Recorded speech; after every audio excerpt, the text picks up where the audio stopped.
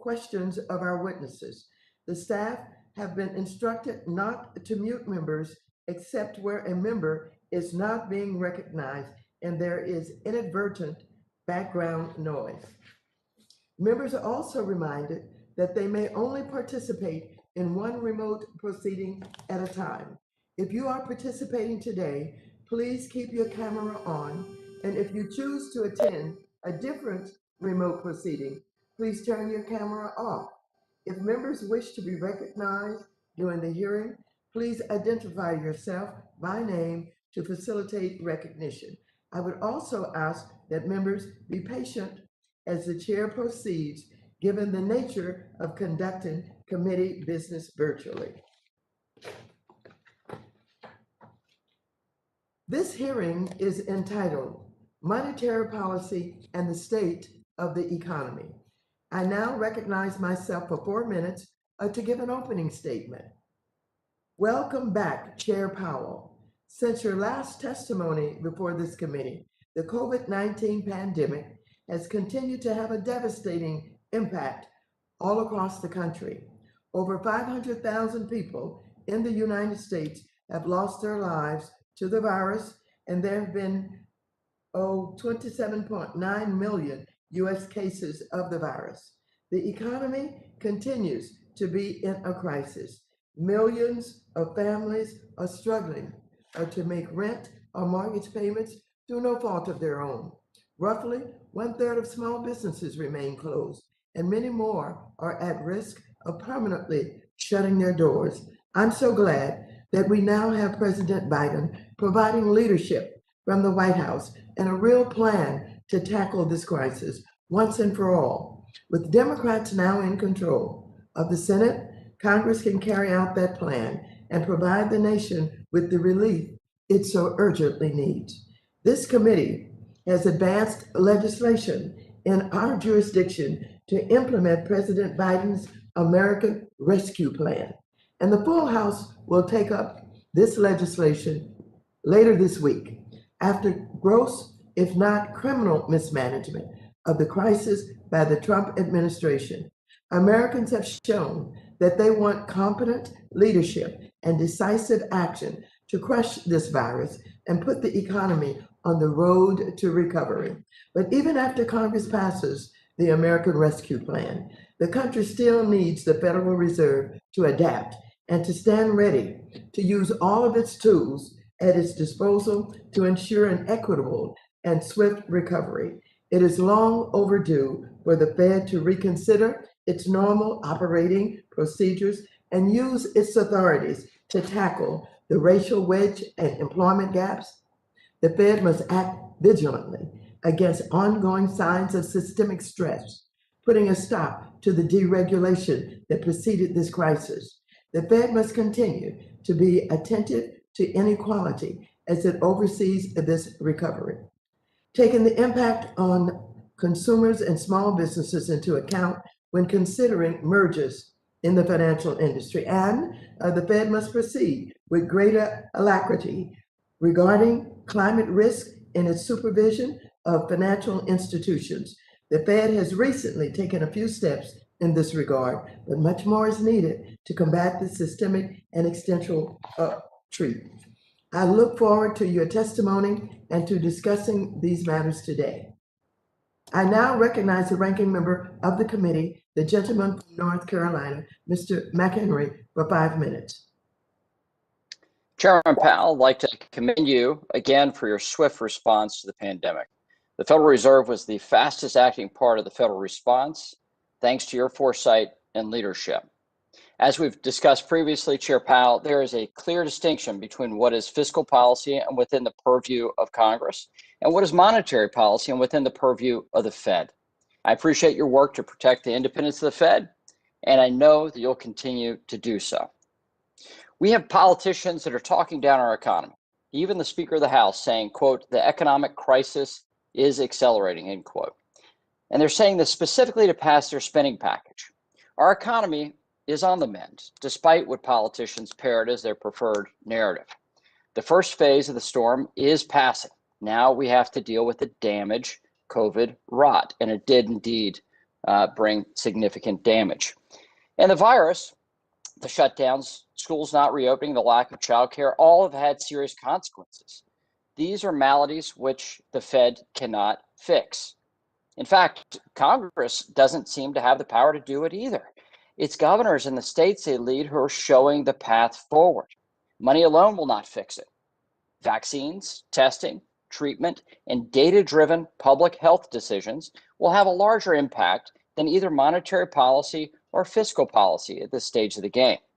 What's called for is targeted temporary relief directly related to COVID, not a typical Keynesian stimulus bill in the name of COVID relief. To be clear, we know there are many Americans still suffering. Behind every statistic is a family that is still reeling from this crisis. For a year now, we've been working to reach those in need. As you've said, Chairman Powell, this is a tale of two recoveries.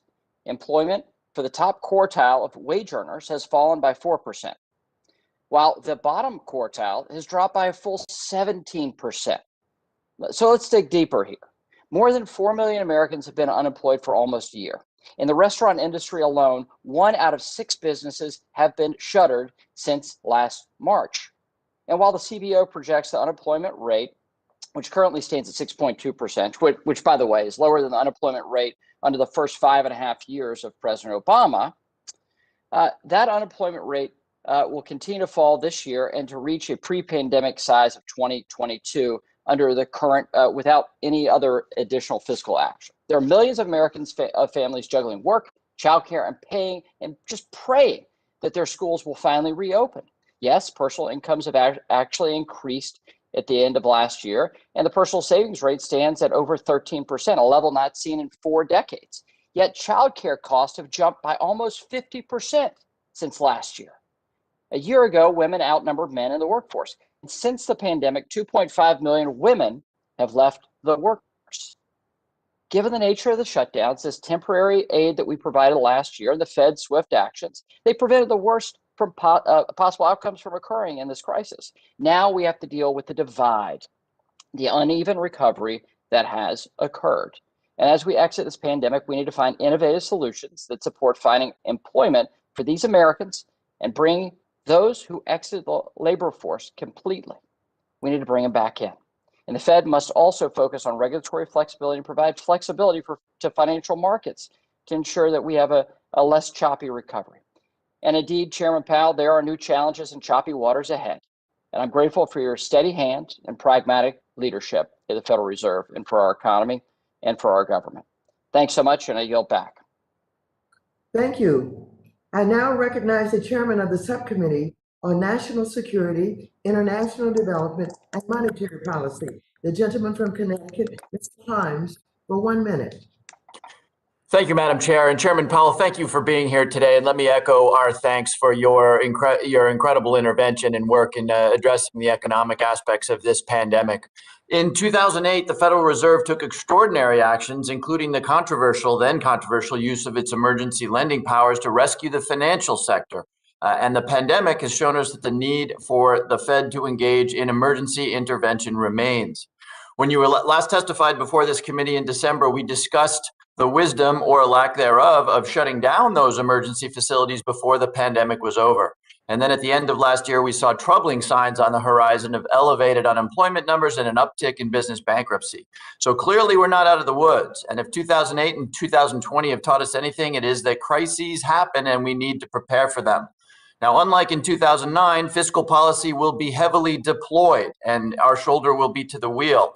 Nonetheless, the Federal Reserve is arguably the major player in our capital market. So I look forward to hearing from you today, Chairman, not just on where we are, but how this ends. How does it unwind? A look at page 43 of your monetary report shows the incredible interventions. And the question is, how does this unwind and where do we go from here? With that, I yield back. Thank you. I now recognize the ranking member of the Subcommittee on National Security, International Development, and Monetary Policy, the gentleman from Arkansas, Mr. Hill, for 1 minute. Thank you, Madam Chair, and I want to echo the comments from my friend and Chairman Himes of the subcommittee. We thank you, Chairman Powell, for the extraordinary actions of the Board of Governors during 2020 in monetary policy and in the extraordinary facilities and using 13.3. And we also commend the Congress and the executive branch in 2020 for their fiscal response, which gave us the resources we needed to fight the pandemic and get our economy to the point it is today to open. So I agree with Chairman Hines that now it's time to look on the other side of this pandemic. As we vaccinate America, as we get our businesses open, as we see state and local governments having far in excess of the tax revenues that they anticipated and people getting back to work, how do we safely open this economy, get those jobs available for those 10 million Americans still seeking employment? And I look forward to your testimony today. I yield back, Madam Chair. Thank you. I want to welcome to the committee our distinguished witness, Jerome Powell, Chair of the Board of Governors of the Federal Reserve System. Chair Powell has served on the Board of Governors since 2012 and as its chair since 2017. Chair Powell has testified before this committee, and I believe he does not need any further introduction. So without objection, your written statement will be made a part of the record. I want to remind members that Chair Powell has a hard stop and will be with us for 3 hours until 1 p.m. Eastern Time. Chair Powell, you are now recognized to present your oral testimony. Thank you and good morning to all.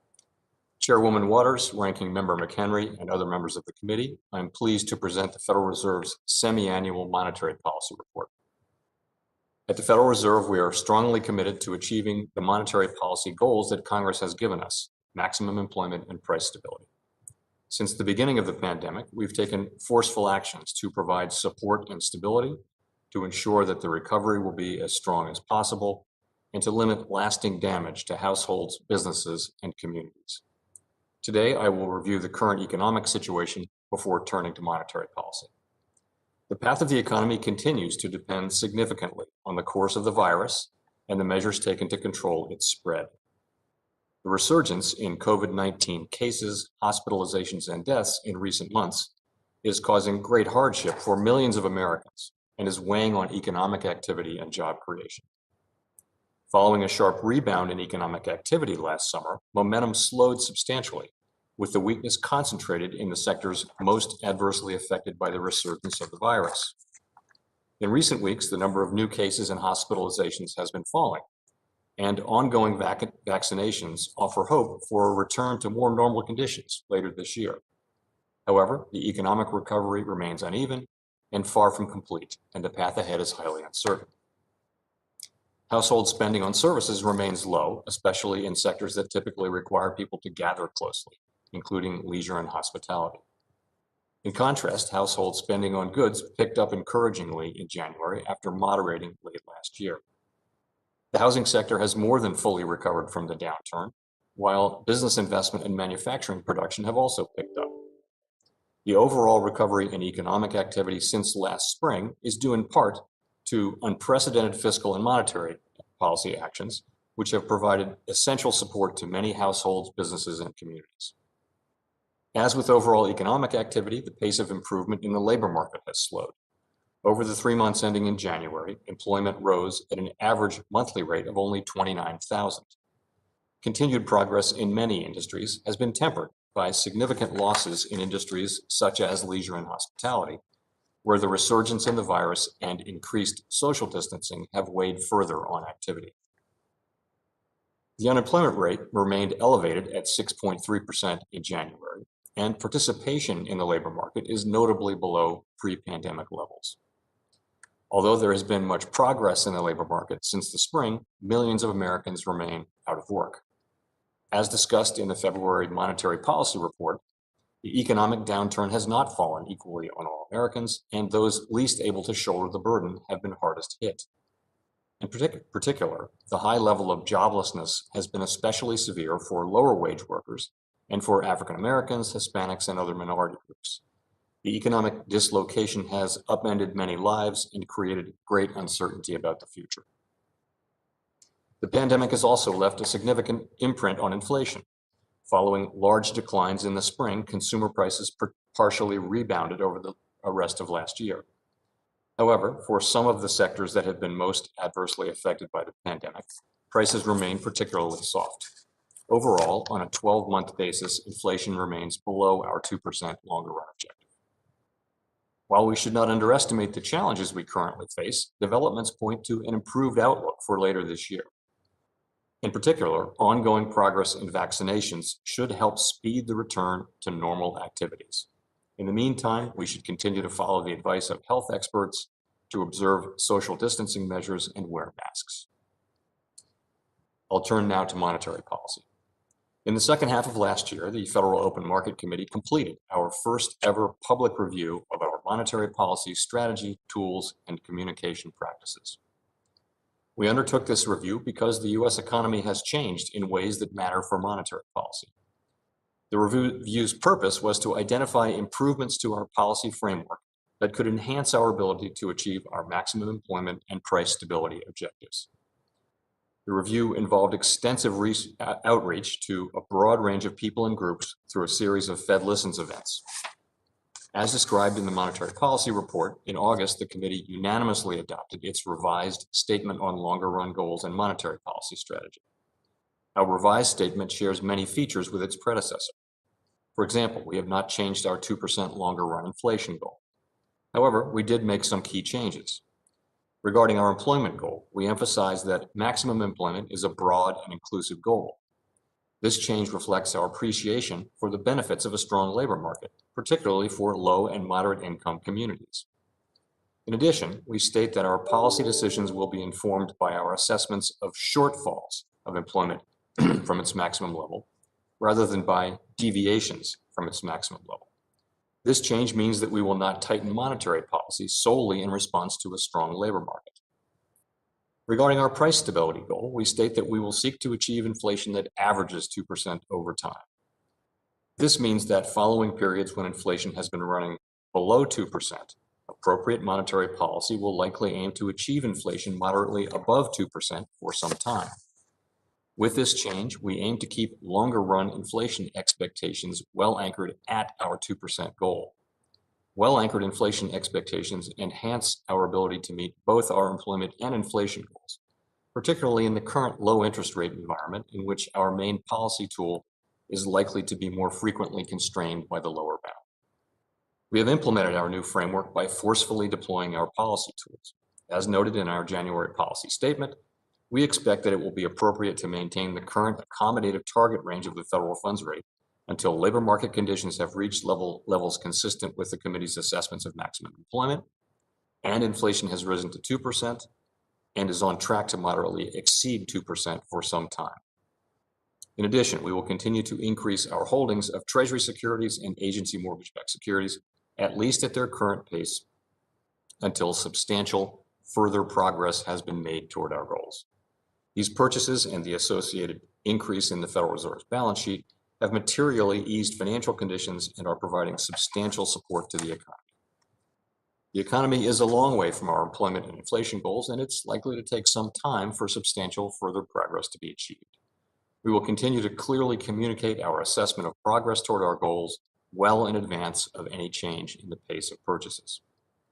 Since the onset of the pandemic, the Federal Reserve has been taking actions to support more directly the flow of credit in the economy, deploying our emergency lending powers to an unprecedented extent, enabled in large part by financial backing and support from Congress and the Treasury. Although the CARES Act facilities are no longer open to new activity, our other facilities remain in place. Finally, we understand that our actions affect households, businesses, and communities across the country. Everything we do is in service to our public mission. We're committed to using our full range of tools to support the economy and to help ensure that the recovery from this difficult period will be as robust as possible. Thank you. I will look forward to your questions. Thank you, Chairman Powell. I now recognize myself for 5 minutes for questions. During our committee markup on February 10th, some members of our committee tried to suggest that further fiscal action was not needed because we are on a swift path to recovery. For example, it was noted that the unemployment rate in the United States is currently better than it had been for the first 5 years of the Obama administration. On that same day, you gave a speech that warned against this sort of top-line assessment of employment, noting that, quote, employment in January of this year was nearly 10 million below its February 2020 level, a greater shortfall than the worst of the Great Recession's aftermath, quote unquote. Chair Powell, do you believe our economy is in a healthier position right now than it was in 2014, several years into the recovery from the Great Recession?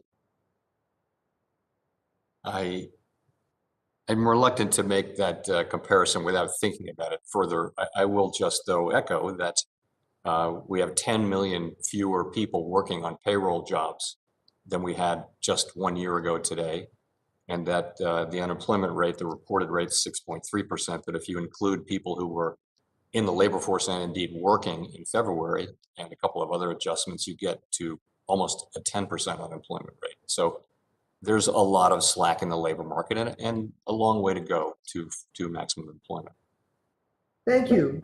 In that same February 10th speech, you mentioned that, and let me quote, fully recognizing the benefits of a strong labor market will take continued support from both near-term policy and longer-run investments, quote unquote. Certainly, it will take a longer-run investments to achieve a true full employment economy that lifts workers' wages and finally closes the racial wealth gap. As Congress considers President Biden's American Rescue Plan, some of my colleagues have said we should, quote, wait and see, quote unquote, before spending more. Chair Powell, does the economy need additional fiscal support from Congress right now? Also, how critical is it for Congress to make longer run investments if we want to eliminate the racial wealth gap? What I was really saying, Madam Chair, with that was that we've shown that we can, over the course of a long expansion, we can get to low levels of unemployment, and that the benefits to society, including particularly to lower moderate income people, are very substantial. We've shown that we can do that, but it's not really a great strategy to wait until the 8th or 9th year of an expansion to get those benefits. To really improve through the cycle, what I was saying in that set of remarks was that it'll take the private sector and it'll take investments from the public sector in, frankly, in the workforce, education, training, policies that support workforce participation, things like that. That's what I was really getting at there. Response. And with that, I'm going to yield back my time, and I'm going to call on the gentleman from North Carolina, Mr. McHenry, who is the ranking member of the committee. You are now recognized for 5 minutes. Well, thank you, Madam Chair. In fact, I think your workforce speech your labor market speech was a very important one for all of us to take note of. And this recovery is different than the recovery from the financial crisis.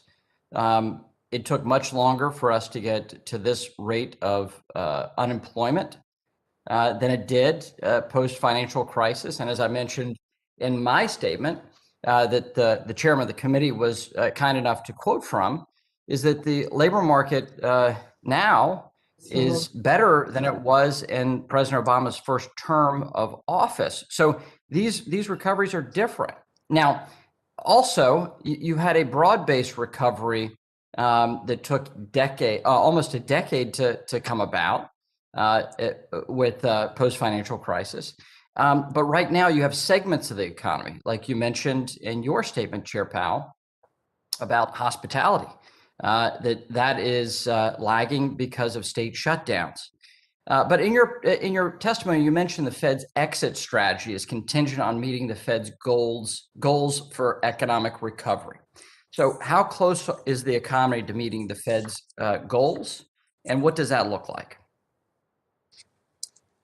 So what we've said is that we would be purchasing assets at least at the current pace until we see substantial further progress toward our goals. So that's actual progress. That's not forecast progress. So we would want to see that we moved, it is what it sounds like. We would like to see incoming actual data that show us moving closer to our goals, both for inflation and for employment. And that's what it'll take.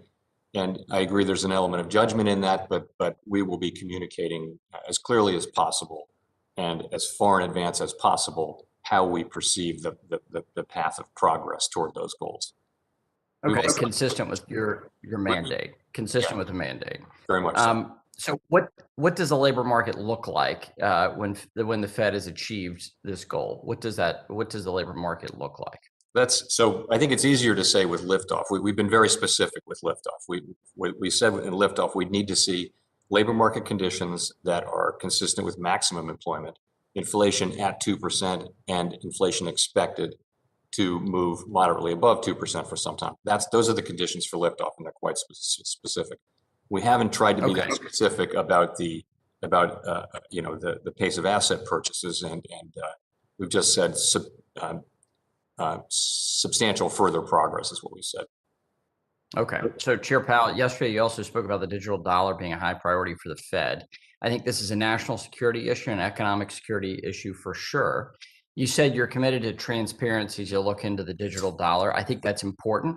I think that's very important for our system of government. I think it's a very important thing for an open society. But let's get into a few specifics on that if we can. What can the public expect in terms of learning the details of this project going forward?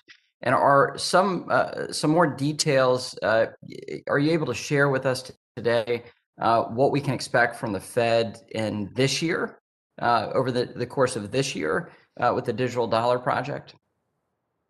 Yeah, so this is going to be an important year, and this is going to be the year in which we engage with the public pretty actively, including some public events that we're working on, which I'm not going to announce today, but there are things that we're working on. And it's the sense of this is not, here are the decisions we've made, what do you guys think? It's going to be, these are the trade-offs, they're both policy questions and there are technical questions that interrelate between those two, and they're very challenging questions. And so we're going to want to have a public dialogue about that with all of the interested constituencies. And that is the idea of what we're doing. In the meantime, we're working on the technical challenges and also collaborating with and sharing work with the other central banks around the world who are doing this. And, we will need, depending on what we do, we could well need legislative authorization for such a thing. That isn't clear until we see which way we're going. But so we will be engaging significantly with you and your colleagues on Capitol Hill as well. Okay. So I think the project's vital. I think it's vital for American competitiveness. But I also, there's a fear that some want to use the digital dollar as a way to kill private sector innovation and in our banking system. Implementing modern monetary policy, modern monetary theory, for example, vis-a-vis Fed accounts. What do you say to folks hoping to exploit the digital dollar project in that way? Well, one thing we need to be very mindful about is that we have a functioning financial system and a banking system and capital markets which intermediate between savers and borrowers, and they're the best markets and I would say the strongest banks in the world. We need to be careful with our design of the digital dollar that we don't create something that will undermine that very healthy market-based function. That's one thing, okay, for sure. Now, final question here. You mentioned the labor market. We talked about the labor markets. As far as the fiscal side of the house, what are the things that we should be doing? What are the biggest challenges to getting people back to work? Well, the single biggest, as you well know, unemployment and low activity is concentrated in that reasonably broad sector of the economy, in the service sector, where people gather closely together. Travel and entertainment, leisure, that whole hotels, those sorts of things. The single most important policy to getting those sectors reopened and getting people back to work, of course, is bringing the pandemic to a decisive end as soon as possible. And we're on the path to that, but we haven't done it yet. So I think it's important that we do quite decisively this year. Thank you, Chair Powell. Thanks for your leadership. Ms. Velasquez, who is also the chair of the Committee on Small Business, is now recognized for 5 minutes. Thank you, Chairwoman. Chairman Powell, I heard you speak about the changes in the FOMC's monetary policy framework in your opening statement. It is clear that the pandemic has had an outside impact on women, minorities, and younger workers. How will the changes in the FOMC's monetary policy framework benefit workers in these groups? So what we learned in the course of the last expansion was that we could have an unemployment at historically low levels without seeing troubling inflation arise. So we took that on board in creating our new framework. And as I mentioned in my remarks, that means that we won't tighten monetary policy just because of a strong labor market. We want to see either inflation moving up in a troubling way or other risks to the achievement of our goals. And that puts us in a place where we can have low levels of unemployment again. And when we get to those low levels, we see that they do benefit low and moderate income communities and women and minorities more than others who tend to benefit earlier in the expansion. So that plus what we said about maximum employment being a broad and inclusive goal, I think what I would point to. Very good. Thank you. Chairman Powell, in May 2020, the OCC finalized a rule substantially revising the Community Reinvestment Act, which the Fed and the FDIC did not sign onto. In September 2020, the Fed proposed its own update to the CRA. With the change in the administration, do you expect the Fed to re-engage with the OCC and the FDIC on CRA rulemaking? And do you think there is an opportunity for a harmonized rule amongst all three agencies? I think there is an opportunity for a harmonized rule among the three agencies. And we are engaged, have been engaged, and continue to be engaged with the FDIC and the OCC, and we're working on that very thing. Do you have a timeline? I think we're just getting started. Okay. There will be a new comptroller, but nonetheless, we're working on it. And by the way, it will be one that has broad support among the community of intended beneficiaries, which was always the Fed's test and my test for what it would take for the Fed to support reform of CRA. Glad to hear that, especially at this time when underserved communities, minority and female businesses and all that have been impacted by this pandemic. And CRA is a way to lift up communities of color, particularly. Chairman Powell, last week, Governor Brainerd gave a speech on the role of financial institutions in tackling the climate challenge. In her speech, she stated, and I quote, "Climate change is already imposing substantial economic costs on the economy and is projected to have a profound effect on the economy at home and abroad." Would you agree with her statement, and can you give some examples of how you see that to be true? Well, I think climate change is a very important issue. And if you'll allow me, I will start by saying that the nation's policy on climate change really needs to be set in the first instance by you, elected representatives in the House and Senate, and then by the administration through the agencies that Congress has created. Our role is really that of assuring that we are using our powers to carry out our mandate in supervising financial institutions to make sure that they're resilient to all risks, including that of climate change. That's what we're doing. And can you explain the steps the Fed will be taking over the next 18 to 24 months to ensure the financial system can deal with the future financial and economic risks posed by climate change? Yes, so we're doing right now a great deal of outreach and research and consultation. And by the way, the larger and medium-sized banks are doing the same thing. It is really time to have this, to do this work and to try to understand.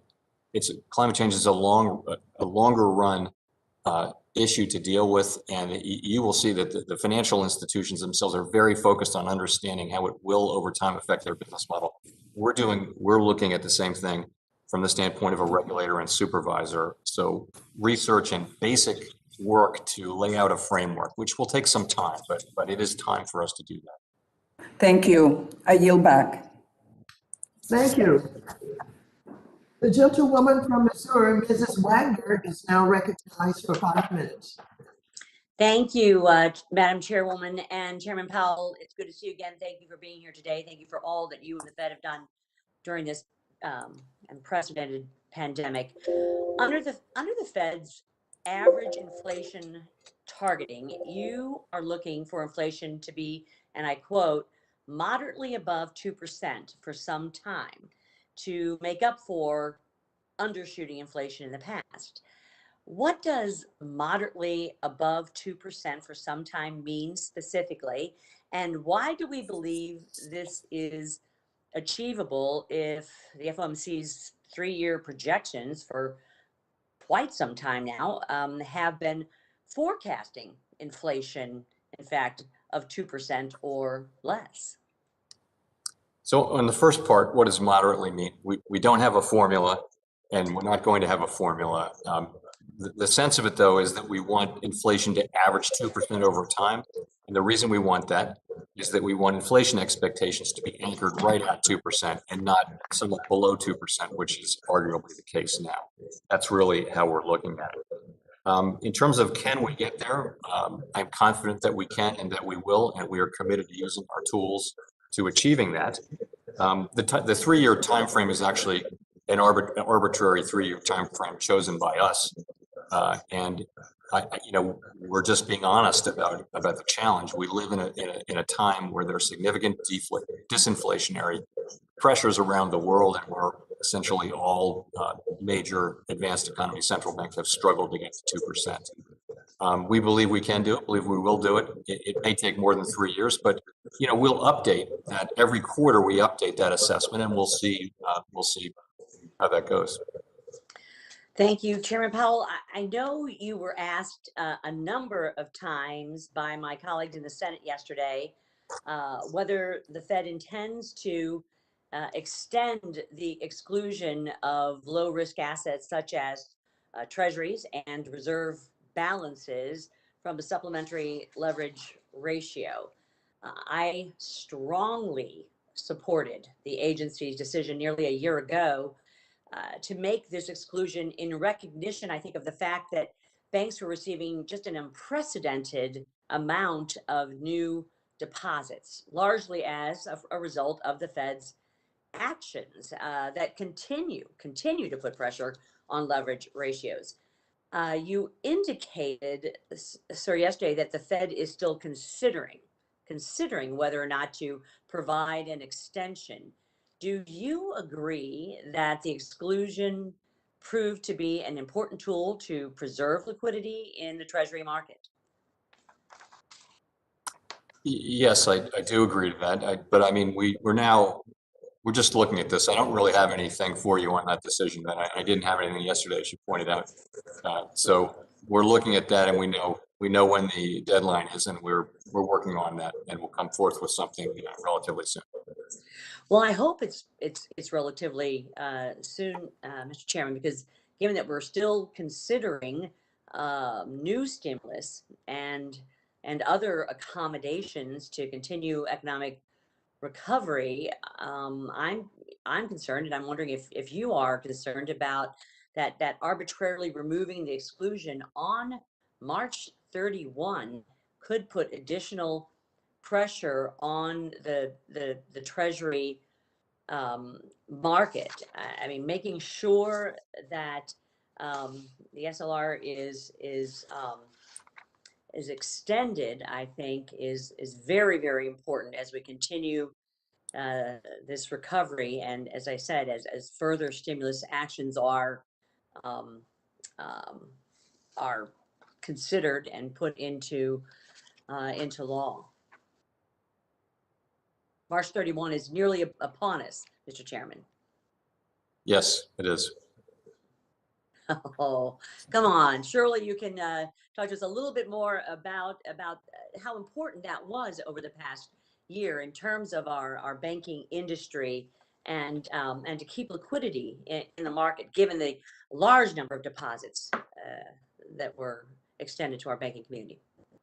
I'm just going to say that we're having discussions on it right now and internally here, and I really don't want to go any further than that. I'm sorry, but we're making a decision, we're considering it, and when we have a decision, we'll come forward. I'm sorry.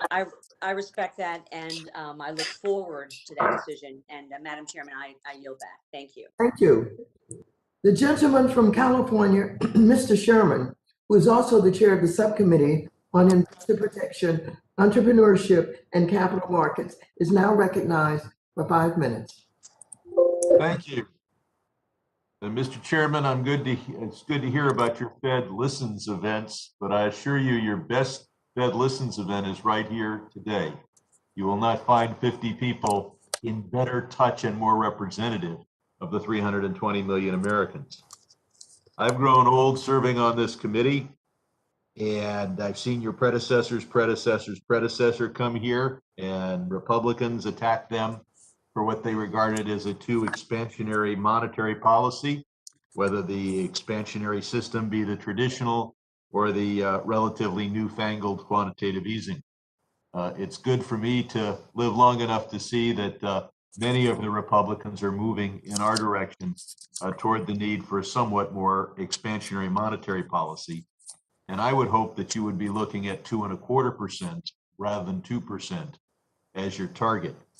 I also commend you for the quantitative easing. It has allowed you to remit to the federal government $50 to $100 billion in each of the last several years. And so those who criticize your big balance sheet have been unwilling to identify which taxes they would raise in order to make up for that lost revenue. Also, your quantitative easing, big balance sheet approach is the only tool you have to influence long-term interest rates, which I think are much more important to our economy, since you have to borrow long-term to build a factory or build a business. And I prefer monetary policy to an expansionary fiscal policy, because all of your tools reduce the federal deficit, and all of our tools increase the long-term federal debt. I want to focus your attention on Libor. It now appears as if the Libor index will continue to be published till June of 2023. It's almost disappointing to get a reprieve, and that it will reduce the pressure on us to actually solve this problem. But it does give us more time. And there is, of course, the Alternative Reference Rates Committee, ARC, and we have legislation to facilitate how to deal with what will be $2 trillion of existing contracts that don't have backup language. I wonder if you can confirm for me, in your view, is it necessary to have federal legislation to have a smooth transition after June 2023, when Libor is no longer published?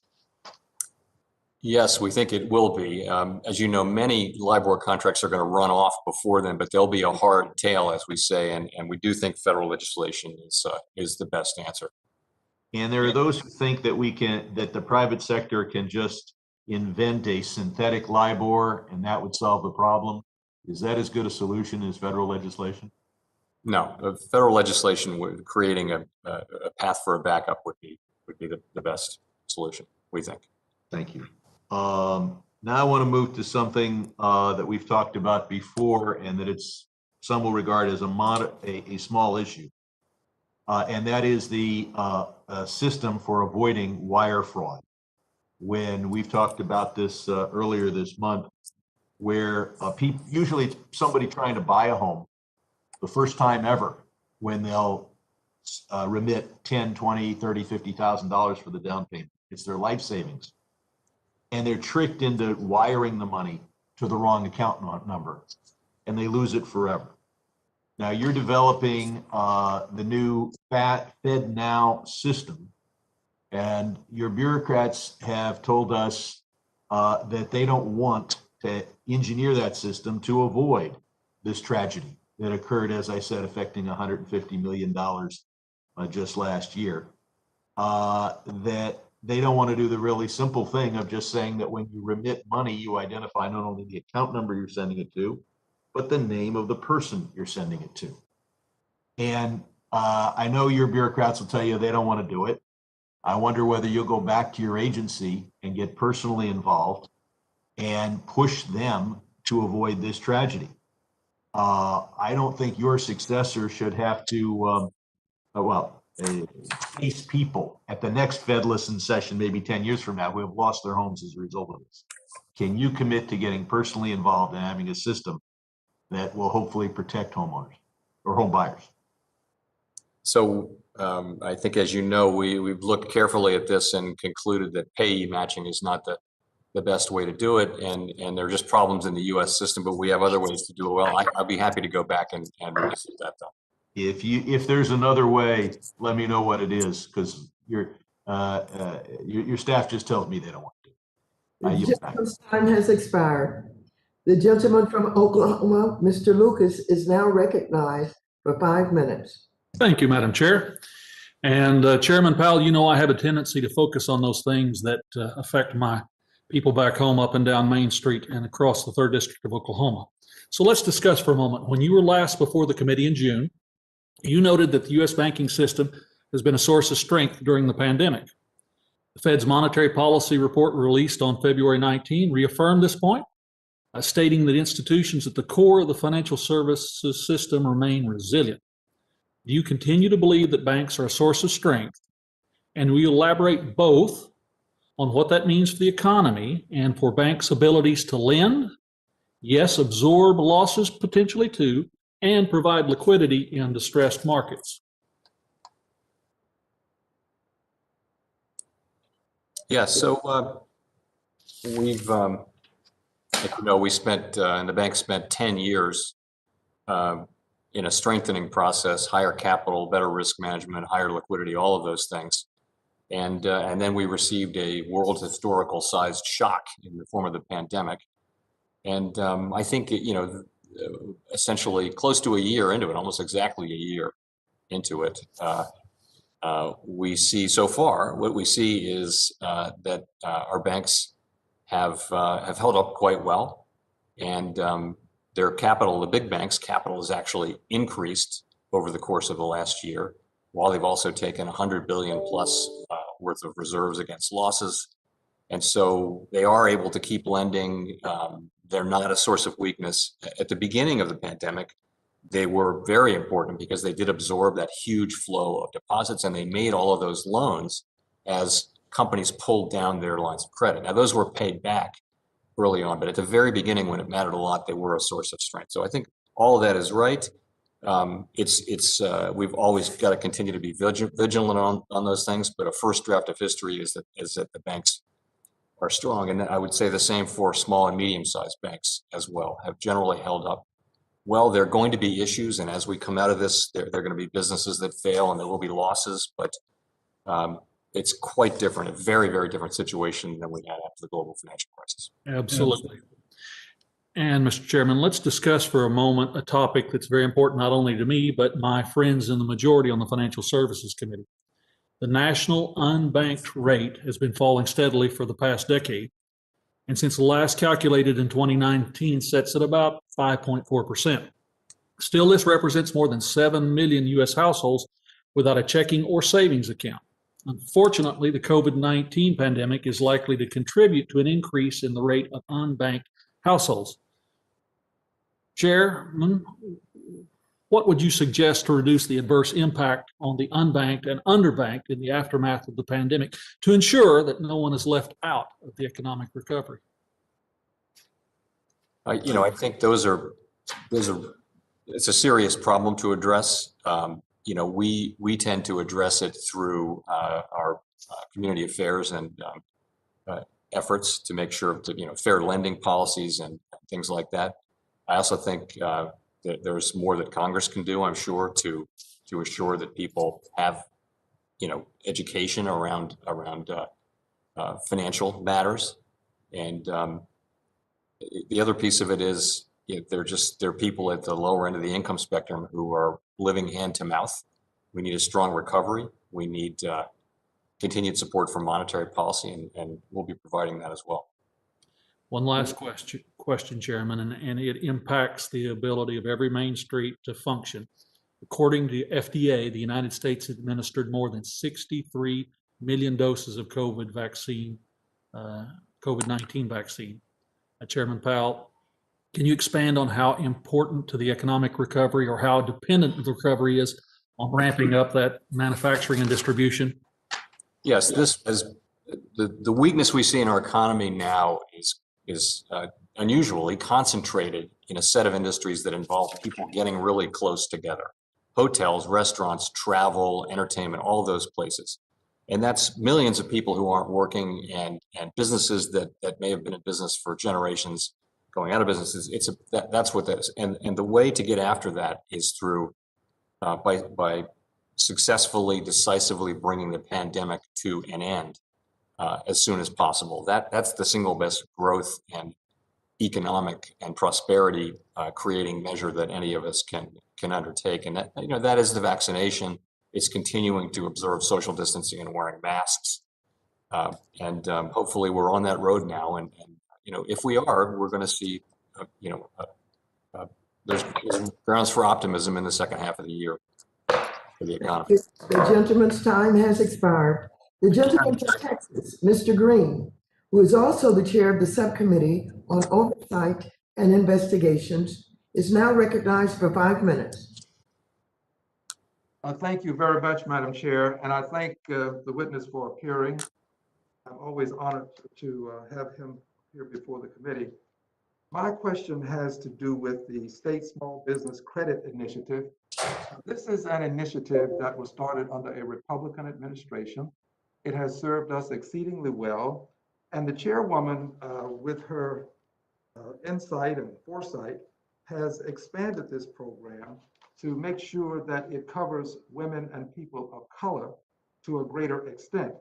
We're talking about having this initiative be funded with $10 billion, and this is in the COVID package. And this $10 billion can drive up to $100 billion of private sector investments in these small businesses. States would be required to submit a plan, as well as other jurisdictions, on how expeditiously these funds can be delivered to help small businesses respond to and recover from the pandemic. A plan to encourage participation of MDIs, minority depository institutions, as well as CDFIs, community development financial institutions, would also be a part of this. Mr. Chairman, my question to you is simply this: how important is it that small businesses receive these capital investments? They sometimes find it exceedingly difficult to acquire funds of this type, the type that we have in this package. How important is it that these funds during this pandemic get to these small businesses? Well, small businesses are under a lot of pressure in this at the current time, more so than many of the larger businesses that had resources to get through this. I would say MDIs and CDFIs are very important channels for reaching them.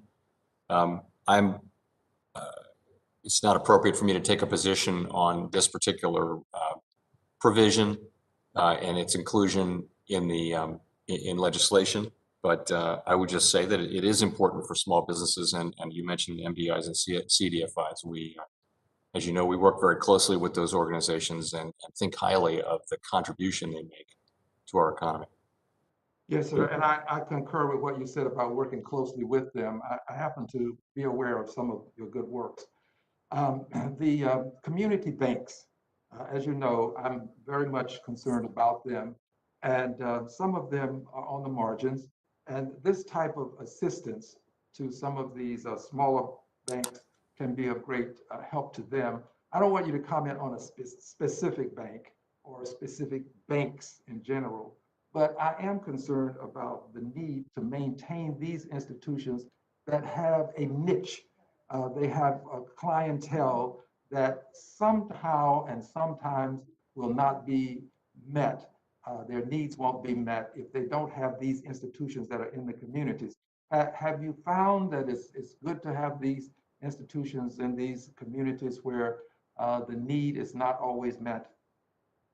Yes, I mean, we think community banks are a very important part of the fabric of our society, and we see them under longer term secular pressures, they've been declining, and we don't want to do anything that adds to that through regulatory burden. And actually, we've got a subcommittee. We have a community banker on the board of governors, and we try to do everything we can to not be part of the problem, because people are leaving small towns and moving to cities and things like that, and that is putting pressure on rural community banks. But overall, they know their communities, and we want them to operate safely and soundly and successfully in their communities. Well, thank you very much. I have very little time left, so what I would like to do is simply acknowledge the chairwoman for helping us to get this $10 billion into the COVID package. Ms. Beatty also helped us to modify it along with one of my Republican colleagues, so that the very small businesses will get some help. There are small businesses, and then there are very small businesses, and we don't want to leave any of them behind. So, Madam Chair, I thank you very much for the opportunity to ask these questions. I yield back. Thank you very much, and I appreciate your comments. I will now recognize the gentleman from Florida, Mr. Posey, for 5 minutes. Well, thank you very much, Madam Chairwoman. I'm pleased that we have this opportunity to hear Chairman Powell's semi-annual report on the state of monetary policy. We've all shared quite a year since February 2020 hearing, when the virus was just breaking over the horizon. And we continue to be motivated and preoccupied with the horrendous, unprecedented event. Through no fault of their own, our constituent families and their small businesses experienced perhaps the worst economic downturn in our history, and theirs. It was absolutely right to address the suffering of our workers and their families, and we can be proud of the bipartisan response in the public laws we passed, such as the CARES Act. We are now in a period of somewhat less consensus about the next thing to do. On the one hand, the administration and others are saying that we need to go big on spending, and this week the House is slated to vote on their $1.9 trillion big plan. Notably, the big plan spends money with a wide scope, and of course the money will likely all need to be borrowed. Others are saying that in many sectors the economy is doing well, but that in other sectors like hotels, restaurants, and tourism, workers and businesses are still suffering. Now, thus, many people say that the targeted relief will be a better approach and save us borrowing to the tune of $1.9 trillion. And I associate myself with the targeted approach, by the way. Mr. Chairman, I'm wondering, you've been urging that monetary policy can't fully restore the economy, and you've made that clear today, and that fiscal policy must play an essential role. Just after the Federal Markets Open Committee meeting on January 29th of 2020, you said, quote, "The labor market continues to perform well. The labor market continues to be strong.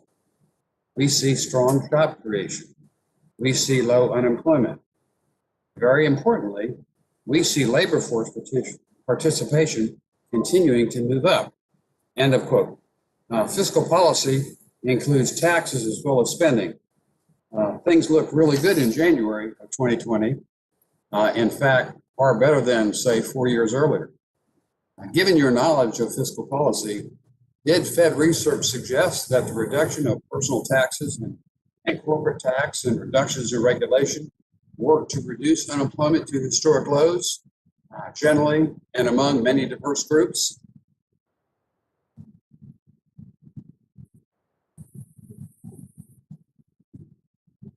I'm not able to get the answer here. The longest expansion in our recorded history actually began in 2009 and ended last year, as you point out, with the arrival of the pandemic. The labor market improved steadily and then gathered strength. Actually, the peak job creation year in that expansion was 2015. We did reach low levels of unemployment, and that includes particularly for minorities. And there was just a whole lot to like about where the labor market was last year. I'll just say that many, many factors contributed to that long expansion, and I don't know any way to unscramble the omelet on that. Well, thank you. What does the apparent effectiveness of the fiscal policy of low income and corporate taxes and the policy of constrained regulation that started in 2017 teach us about the potential effects of increasing taxes and regulation as we try to recover from the pandemic? It's not for me to comment on fiscal policy. We have a specific role and specific tools, and I'm going to stick to that. So you don't have any opinion of what lower taxes and less regulations do to help an economy recover from the pandemic? I think those are exactly the questions for elected officials. Those are right over home plate for you. You've given us a specific job, maximum employment and price stability. We use our tools, and we don't get involved in what are political judgments around fiscal policy. That's really for you and the administration. All right, I just thought it was something that every person would have some opinion of, one way or the other. I see my time has expired, Madam Chairman. I yield back. Thank you. Thank you very much. The gentleman from Missouri, Mr. Cleaver, who is also the chair of the Subcommittee on Housing, Community Development, and Insurance, is now recognized for 5 minutes.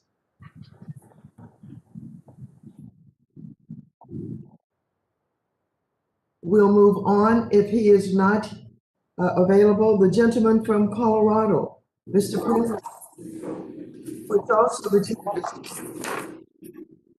on Consumer Protection and Financial Institutions, is recognized for 5 minutes.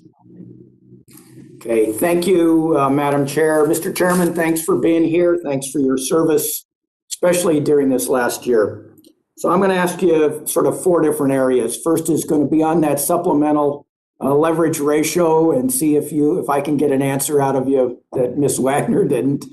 Second will be on state and local governments and support for them. Third will be on bubbles that you may see existing. And the fourth will be on credit cards.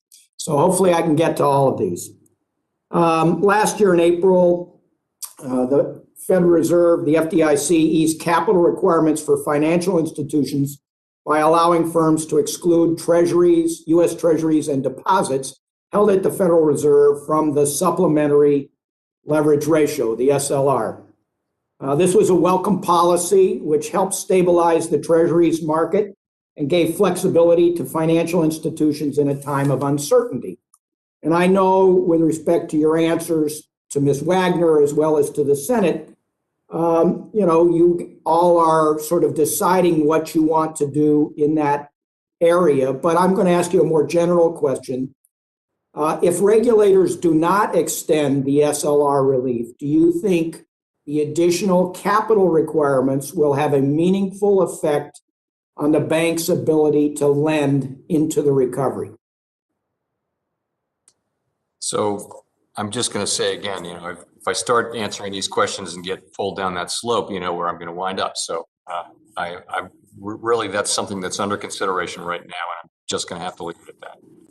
All right, so let's take the flip side, see if I can get you to answer this. I know that a number of institutions are interested in expanding their dividend program. Is the Federal Reserve considering allowing banks to offer more dividends? So we don't have a decision on that. That's another thing that we will be looking at as well. What's been happening is we've been restricting banks from share repurchases and dividends, and as a result of that, they've actually built capital. And as time goes on, we'll be looking at that on a quarter by quarter basis, and that's coming up, but it's not today's decision. Well, I know Ms. Wagner is going to feel good that you didn't answer either one of us, so I appreciate that, and I'm sure she does too. Let's turn to state and local governments, and on pages 24 and 25 of your report, and it's graphs 27 and 28, there appears to be a precipitous drop-off in revenues and taxes collected and employment at the state and local government levels. do you, in the legislation that we're considering, there is substantial assistance to state and local governments. Is this one of the areas of the economy that the Fed has been concerned about? Well, we were quite concerned at the beginning because of the example of the global financial crisis, where weak revenues led to really weight on the recovery through some years. I'm not going to comment directly on whether on the proposal that's under consideration right now, right in front of you this week.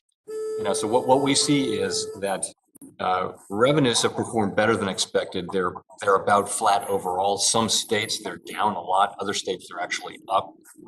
So we have a good picture of revenues. We have a picture of employment, and employment is down 1.3 million or so. A lot of that's education, which means people who work in schools, and that should be addressed by the reopening of the schools. The thing we don't have a great picture of, and you may be able to get it, is more the expenses. What are the one-time COVID-related expenses? So it's a complicated picture, and there's differences across the states. States have very different positions on this. So, and I know it's a question you're considering, and I'm sure your experts are focused on all of it. Well, in Colorado, and looking at your report, I mean, obviously my state has a lot of leisure industry, tourism, and energy production. And it's hit us particularly hard in terms of employment and revenues. So last question. Do you see any bubbles that are of concern to you, whether it's stock valuations or real estate? Because on page 30, and I know my time is about to expire, you say that you see real estate prices are at all-time highs, but vacancy rates are at some all-time highs as well. So your time is actually up according to my clock, but will I have time to answer this, Madam Chair?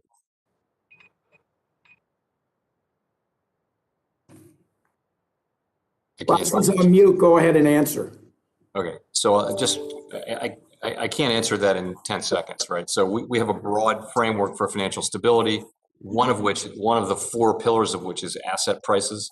And there are some asset prices that are elevated by some measures, yes. Other aspects of the financial stability framework, leverage in the financial system is moderate. Funding risk is moderate. I would say leverage in the non-financial system has gone up a bit because of the pandemic. All right, very mixed picture. All right, I thank you for your answers. I thank for the chair for extra time. I yield back. Thank you. The gentleman from Missouri, Mr. Lukemeyer, is now recognized for 5 minutes. Thank you, Madam Chair, and welcome, Chairman Powell. Great to see you again, and thank you for your great leadership during the pandemic and this past year. It's been a trying time for all of us, and I think you've done a good job of steering the Fed through this storm, as the ranking member talked about it a while ago. One of the things that's concerning to me is I saw an article in a recent paper here with regards to the greening of the banking system, and I think my good friend Congressman Barr of Kentucky and I, he headlined a letter to the Fed, and I was one of other 45 members who signed on to it with regards to the Fed's including climate stuff into their stress tests. And while I understand the need for that to an extent, it certainly is concerning. It raises some flags for me from the standpoint that in an article here, it was talking, excuse me, a gentleman by the name of Ike Brannon, who's an economist and president of Capital Policy Analytics. He was talking about the stress test, and he said that it's a long-term goal of many who advocated that the Fed take this step. But he says, I think they have designs that go beyond climate change. Creating a system whereby the government can use its financial regulatory power to direct the economy away from businesses and industries it disapproves of is very much a goal of many Democrats in Congress and administration. Mr. Chairman, that sounds an awful lot like choke point to me. Operation Choke Point was something that we put the dagger in the heart of several years ago. And to resurrect that, to use climate change as an excuse to go after businesses who are doing legal business in a legal way, producing products and services we need as an economy is wrong. And I'm just wondering where you stand on that. Mr. Chairman. sorry. First, let me say that the climate stress scenarios are completely different from the stress tests. It's not the same thing at all. And but you really asked about a different question. Sorry, which was just in 2 seconds, what was the question you did ask? Well, basically, it's about whether you're weaponizing the regulatory system to do choke point stuff again. If on business, on banks that do not necessarily comply with what your climate agenda may be. So we're not climate policy makers. Climate policy makers are democratically elected people, and those they delegate that authority to. So we're not thinking of it that way. We, as you know, as an institution, we've had a long-held reluctance, resistance, and unwillingness really to engage in the allocation of credit. We think that is for the private sector, and if Congress wants to allocate credit in particular ways, that's fine. We don't want to get involved in that, and it's not something we're looking to do. What we're doing is well, go ahead. I'll let you go. Well, I would just make the point that we found during the Obama-Biden administration that Operation Choke Point was alive and well. It was instituted by them. It was carried out by them, and we tried to get rid of it during this past administration. So it's something that's there. It's something that we talked about a lot. But let me move on. With regards to the executive orders that are coming out of the administration right now, they're very concerning to me from the standpoint that by taking one of the executive orders off the books that President Trump put in place, that take 2 rules off the books for every one that he puts on, it's a signal to me that look out, here come the rules and regulations. And another one that they took off the books was one with regards to guidance, which is extremely important to me. FSOC, which you're a member of, came out and supported the overall rule of not enforcing guidance and had a policy-wide FSOC policy with regards to enforcement of that guidance. The administration came out with an executive order that said they're not going to enforce guidance across the entire administration. Now that issue that executive order has been rescinded as well. So my question to you is, I guess, do you see yourself relaxing some of the constraints that were in place as a result of the rule with regards to guidance? Is this something you're thinking about, or are you going to continue to comply with the rule that says you're not going to enforce guidance? We don't enforce guidance, and that's not something we're changing. Okay. It's concerning to me in that respect because it's something that I think we've worked hard to push out. And now we have a new regulator at CPB, which is looks like Richard Carter 2.0, but we'll wait and see once it comes out. Thank you. The gentleman from Missouri, Mr. Cleaver, who is also the chair of the Subcommittee on Housing, Community Development, and Insurance, is now recognized for 5 minutes. Thank you, Madam Chair, and thank you for this hearing. I look forward to this every year. Mr. Chairman, thank you for being with us today. Although I want to do the majority of my discussion with you about CRA, I've got to go to this New York Times article and ask what is your response to the article, which essentially is suggesting that particularly as it relates to economists, that African Americans are not even represented at the level they are in any other particular area. I think that the quote was in the article, Black people are less represented within the Fed than they are in the field as a whole. So can you give us your take on the article? Is it accurate? Is it fair? What do you think? You know, I'm not the one to judge whether it's accurate or fair. It's not whether it's fair. I would say we're not where we want to be on this. We do work hard at it. It's something that I'm personally committed with, and that all the leadership of the Fed and the whole Fed is very focused on strengthening our workforce diversity. We are out there aggressively recruiting, both encouraging young minority kids to get interested in economics. I do that. I meet with people every year on that. Also, we go to historically Black and Hispanic colleges to encourage. And when we find candidates, we recruit them hard. And it's challenging. And I would just say that we're doing a lot of it. I'd be happy to come up and share it with you in a lot of detail. But the results are not where we'd like them to be. And we're wide open to ideas, suggestions as well. And we'll just keep working on it. And believe me, we're working hard at it. Yeah, and I appreciate your candor on that. And I know for the Kansas City Fed, for example, annually they were bringing up Black students from Kansas City to Washington, trying to give them this experience in hopes that some of them would eventually want to do this. So I don't think that there has been any intentionality on your part. I'm just trying to figure out what we can do with you to be helpful, and maybe we can talk about that at a later point. Because I'm very concerned about the CRA issue.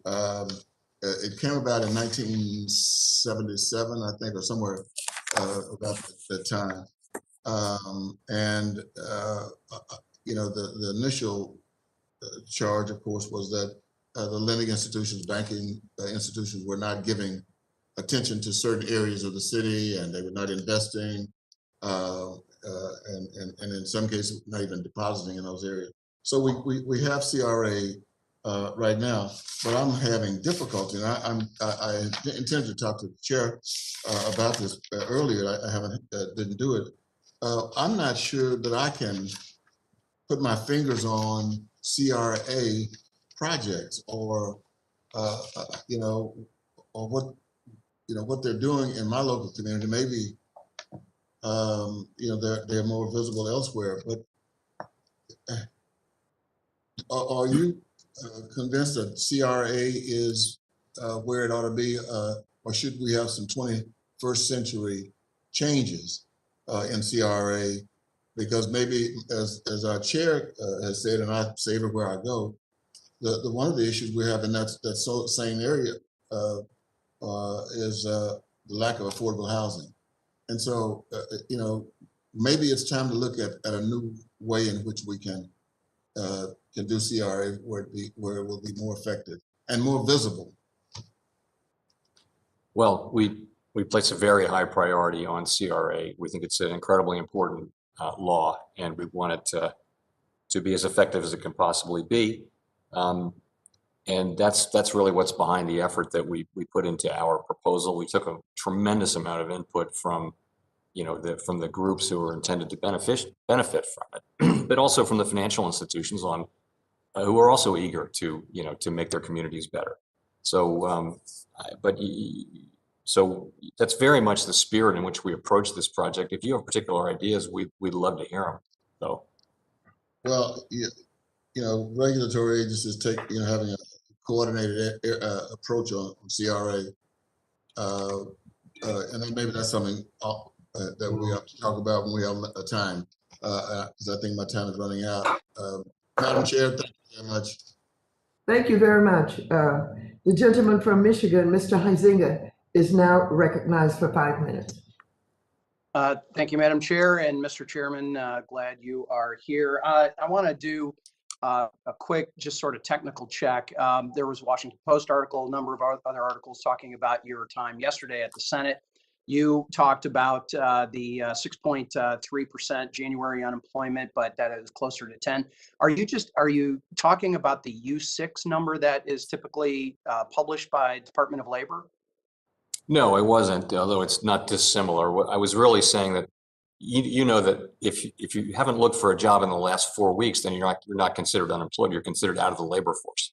Yep. So a whole bunch of people, a couple million people, dropped out of the labor force who were actually working, and they're not counted as unemployed. But I'm saying for purposes of this exercise, we should think of them as unemployed because they want to come back in. Which I talked about extensively during the recovery. You didn't need to look at the unemployment level. You needed to look at the U6 number that the Department of Labor publishes. So same idea. Okay. All right. I think has been explored, and you've acknowledged there is a completely uneven recovery happening in the economy. You and I have had a chance to talk about this in person as well. My district, which is an ag producer, I'm a home to Gerber Baby Foods. I've got Heinz Pickle Plant. I've got Tyson Foods. I've got a number of specialty crops, blueberries, pickles, asparagus, et cetera. We're heavily agriculture, but we're also a heavy manufacturing district. But the third leg of our economic stool throughout Michigan, but especially concentrated in my district, is in that hospitality and tourism area.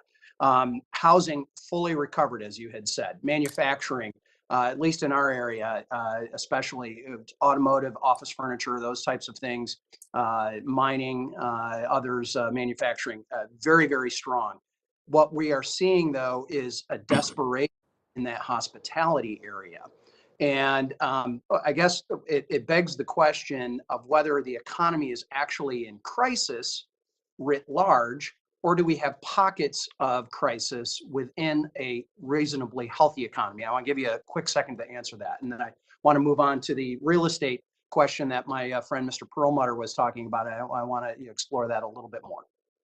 So the losses and the damage are concentrated in those industries that we talked about that you mentioned. It's also the case, though, that a number of other industries are short of where they would be if there hadn't been a pandemic. So there's a broad amount of slack around, but it's really concentrated in those industries, which are, by the way, a big chunk of people. There are 10 million people, fewer people working, right? So it's a big number.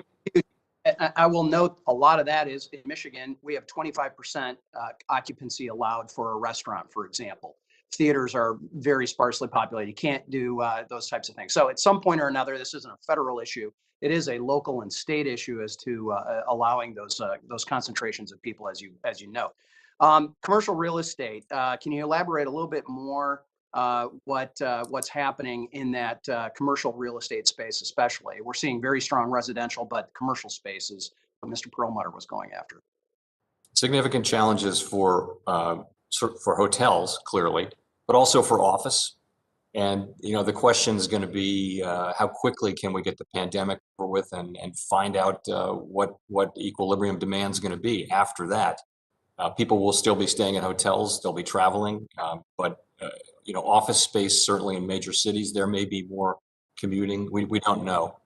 I think there's more hiccup within that business space, both business traveling as well as what work is going to look like. And I've got just a minute here, but one of the things I guess I'm getting at is there's a concern a lot of us have with this additional stimulus that's going to be getting put into the economy. Certainly the stimulus that the Fed has been providing. I want to know, is there a risk of overheating the economy writ large while by using these broad monetary tools and others to address underperformance in select areas such as hospitality and some of these more concentrated? In other words, are we creating a bubble in some of these other areas? So our tools work in the aggregate, as you know, at the economy-wide level. And I would just say that we do expect inflation to move up, both because of base effects, as I discussed yesterday, and also because we could have a surge in spending as the economy reopens. We don't expect that to be a persistent, longer-term force. So while you could see prices move up, that's a different thing from persistent high inflation, which we do not expect. And if we do get it, then we have the tools to deal with it, and we'll use them. Thank you. The gentleman's time has expired. The gentleman from Connecticut, Mr. Hines, who is also the chair of the Subcommittee on National Security, International Development, and Monetary Policy, is now recognized for 5 minutes. Thank you, Madam Chair, and thank you, Chairman Powell. As you've noticed, we have a robust debate going on around here about a major fiscal package. I'm certainly influenced by what I saw 10 years ago when our fiscal response to another financial crisis was, in my opinion, deeply inadequate. I also believe that when thousands of Americans are dying every week still, it is far better to risk doing too much than to risk doing too little. Nonetheless, the concerns that are being raised about inflation, I think, are valid and need to be considered. I remember the early 80s, late 70s when inflation destroyed the savings of the middle class and reduced confidence in the economy. And it was very, very painful getting out of that. So my question for you, Mr. Chairman, is do you believe that there is some combination of expansionary fiscal and monetary policy that could lead to inflation? And I have two very specific questions. What to you are the leading indicators of that? And the other specific question is there some combination of challenged supply chains and surging demand that leads to an unhealthy level of inflationary pressure? And are you seeing any of those indicators at concerning levels at the moment? So we know that inflation dynamics evolve over time, but they don't tend to change overnight. And so we've had, and I remember well, I was in college during the 1970s. I remember well high inflation and this feeling of powerlessness on the part of anyone to deal with it until finally Paul Volcker did exactly that. And we've been in a low inflation, disinflationary mode ever since. So what I see is an economy where there's still a great deal of slack. I see the prospect of really significant progress as we put the pandemic behind us. As we see that data, we've got in place guidance that tells markets clearly when we will begin to taper asset purchases and when we will begin to raise interest rates when the economy, in that case, when the expansion is very far advanced. So we have our tools, we have them in place, and we think that this is the appropriate policy stance. As I mentioned, inflation, it's something I remember well, and I'm very familiar with the history of the 1960s. I guess, Mr. Chairman, sorry to interrupt. I guess my question is more about, I know where you are today, but I'm curious about what you consider the leading indicators, and in particular, whether you're concerned about challenged supply chains, because of course they are challenged. So those are things like supply chains are, unless they're permanently challenged, there could be take an example of the chips issue with microchips issue right now. The automobile industry is having a hard time getting it. So this is a significant economic issue. And if there's a shortage of cars, then prices of cars might go up. That doesn't necessarily lead to inflation because inflation is a process that repeats itself year on year on year. So supply chain issues, as we get back up to full economic activity, you could hit supply chain constraints along the way, but that doesn't necessarily mean you will have a higher inflationary process if the Fed maintains its credibility and if inflation expectations remain anchored, which they weren't in the 1960s. Thanks, Mr. Chairman. I have one more question, again, sort of rooted in the experience of 10 years ago. As somebody who was closely involved in the writing of Dodd-Frank, it's very gratifying to hear you say, I think you said that the banking sector has held up quite well. I remember 11 years ago, we were promised by some that Dodd-Frank was going to crush the American capital markets. We were promised by others that at the first sign of a stiff breeze, it would all come apart, and son of a gun, it held up pretty well. But I am always concerned about the risk that we don't see. So getting off of monetary policy, issuance volume in the high yield market, and I know these are a little bit outside of the banking sector, but SPACs, in my remaining 40 seconds, give me a sense of what is concerning to you that could challenge the stability of the financial sector. Well, our policy is accommodative because unemployment is high and the labor market is far from maximum employment. We think that's appropriate. We do monitor all those things carefully. It's true that some asset prices are elevated by some measures. It's true that overall asset prices, I would say, are somewhat elevated. At the same time, we have a very resilient banking system, and we spend a lot of time making the capital markets more resilient as well. So overall, we're in a situation where accommodative monetary policy is working through financial conditions to support economic activity, and that's an appropriate thing. Thank you. Thank you. Thank you, Madam Chair. Time has expired. The gentleman from Ohio, Mr. Stivers, is now recognized for 5 minutes. Thank you, Madam Chair. I appreciate it. Chairman Powell, thank you very much for being here today. I want to thank you for your steady hand of leadership during these very turbulent times. I also want to thank you for being the most accessible Federal Reserve Chair in the last decade during my time here through 3 Federal Reserve chairs, you've been absolutely the most accessible to us as policymakers, and I really appreciate that. I want to acknowledge your comments earlier about an appropriate direction forward for vaccinations to ensure we can open up the economy, and job training if we want to create jobs and get people to your maximum employment target. I'm not going to have you comment on whether the current COVID response bill focuses on that, because I know you don't want to be put in the middle of that. But I think it's fair to say anybody that researches it will see that the job training money rounds to zero, and there's not enough focus on vaccinations, in my opinion. I do want to move to something that I think you can and will be willing to talk about, and that's in the hospitality, travel, and entertainment industries. Do you believe banks and the capital markets are currently able to serve their capital needs with the regulatory flexibility you've given them? Yes, yes, I do believe that. Okay, thank you. And I think that one of the problems, though, let me ask you, is when they're so shuttered and their capacity is reduced, are banks and the capital markets as willing to give them money?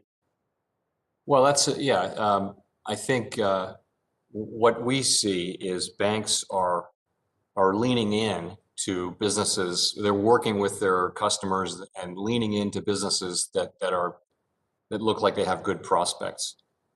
Yep. You know, you get to a place though with some of the companies that are really under a lot of pressure where they may be having a hard time getting funding. Right, and I think that speaks to the fact that as policymakers, we have been very reluctant to do targeted relief to specific industries. But given the uncertain recovery, and I'm not going to ask you to comment on this because I think it is a question for policymakers, I do believe that we should focus a little more on some targeted relief to some of those industries. That's why I'm a sponsor of the Restaurant Act and this new Gym Act and some other things in the hospitality, travel, and entertainment industries. And I think that would be smart of policymakers moving forward. I do want to allow you, because I don't think I've heard you say it, to comment on the Federal Reserve's independence. Just remind us whether you work for any president or you're independent. We have certain legal independence, and we think that arrangement has served the public well, and that's really the point of it, is that we're able to make decisions without considering politics. And our lives don't change when elections happen until, of course, the president has the power of appointment. To appoint every term. Yeah. Thank you. That's. I do want to quickly move to digital currency. You had a great interaction with Ranking Member McHenry about some of your concerns on the policy questions. I just want to quickly, and you brought it up, I just want to quickly speak to the potential disintermediation that could occur with the digital dollar. While I think it's important to keeping the dollar the reserve currency of the world, I think we need to take a special look at disintermediation. And I want to just remind you something I showed you a few hearings ago of one of the last banknotes from the Citizens National Bank of Ripley in 1929 that my grandfather got to sign. I think our financial institutions might be able to play a role in a digital dollar. And I just want you to think through those things. I don't want to ask you to comment on without thinking about it, but I hope you are committed to working with our financial institutions. Yes, that'll be part of the conversation for sure. And the final thing I want to talk about, something Mr. Cleaver talked about, and I want to take a step back and not just focus on CRA, but focus on the gap in home ownership, the racial gap in home ownership. And I'm curious if the Federal Reserve is paying attention to that as an issue, as opposed to, you know, the four corners of a CRA document, but the issues related to reducing the racial gap in home ownership. And I know Mr. Cleaver and I on the Housing and Insurance Subcommittee are very focused on that and trying to work on some things to build a sustainable model. You know, the last time we did this under Barney Frank, we created subprime lending that ultimately blew up the financial markets. I want to make sure that when we do it, we create a sustainable model that can bridge that gap and bring up the minority home ownership rates significantly. Is that something the Fed's willing to work with us on? We'd be happy to look at that. I mean, our principal role there is to assure, to the extent using our tools, that gap is not a function of discrimination, and it will be to some extent, but we use our tools to go after lending discrimination and try to minimize that. Thanks for your great leadership. I yield back my time. Thank you. The gentlewoman from Ohio, Mrs. Beatty, is also the chair of the Subcommittee on Diversity and Inclusion and is now recognized for 5 minutes.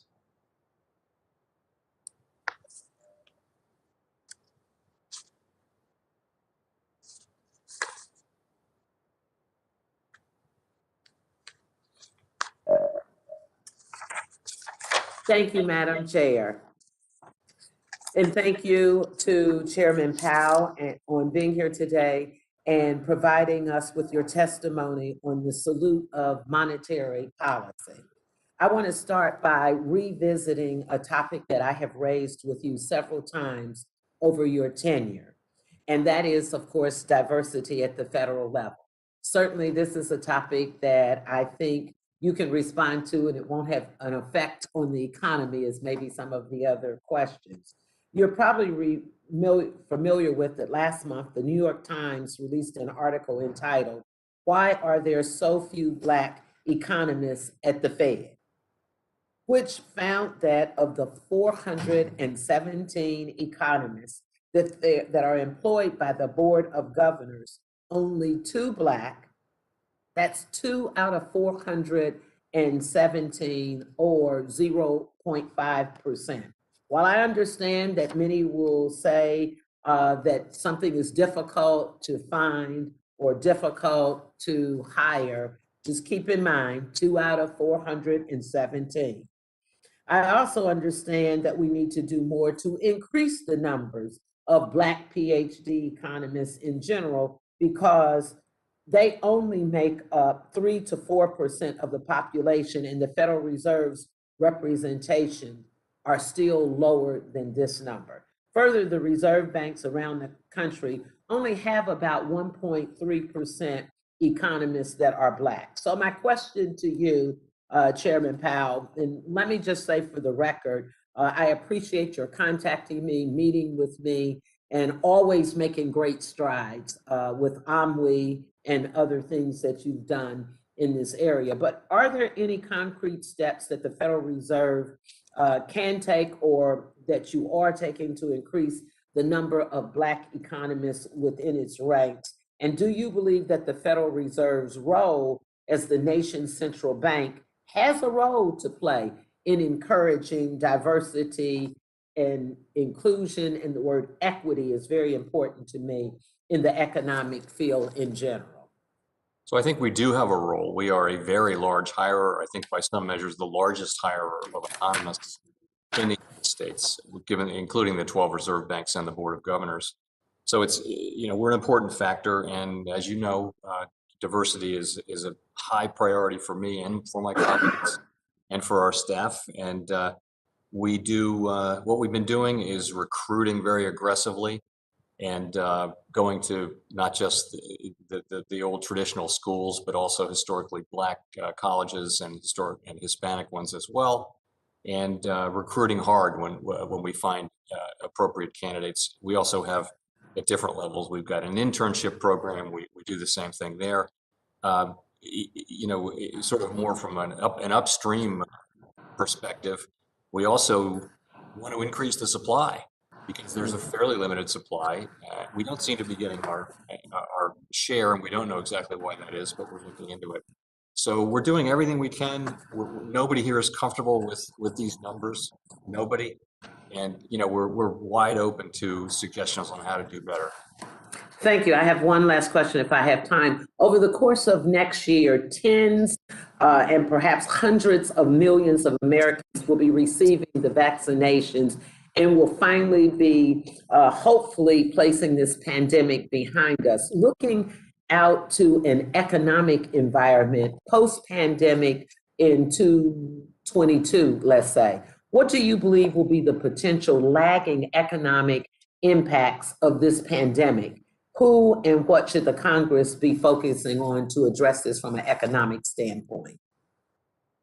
Interesting. So what people is that the parts of the economy that are not open right now or not fully open will open up and people will go back to work. But what we're going to find, based on some of the surveys we've heard about, is that not all those jobs are going to come back because people have started to implement automation and things like that. These are service sector jobs, and that's been an ongoing process. It will have been accelerated. So many of those people may find it hard to get back to work, and I think they're going to need further support. So I would be looking at that over time as the livelihood that they had in the service sector may not be easy to replace. There just may not be enough jobs. There's going to be a need for training and replacement and support in the meantime, so that these people can hang on to the lives that they had and find new work.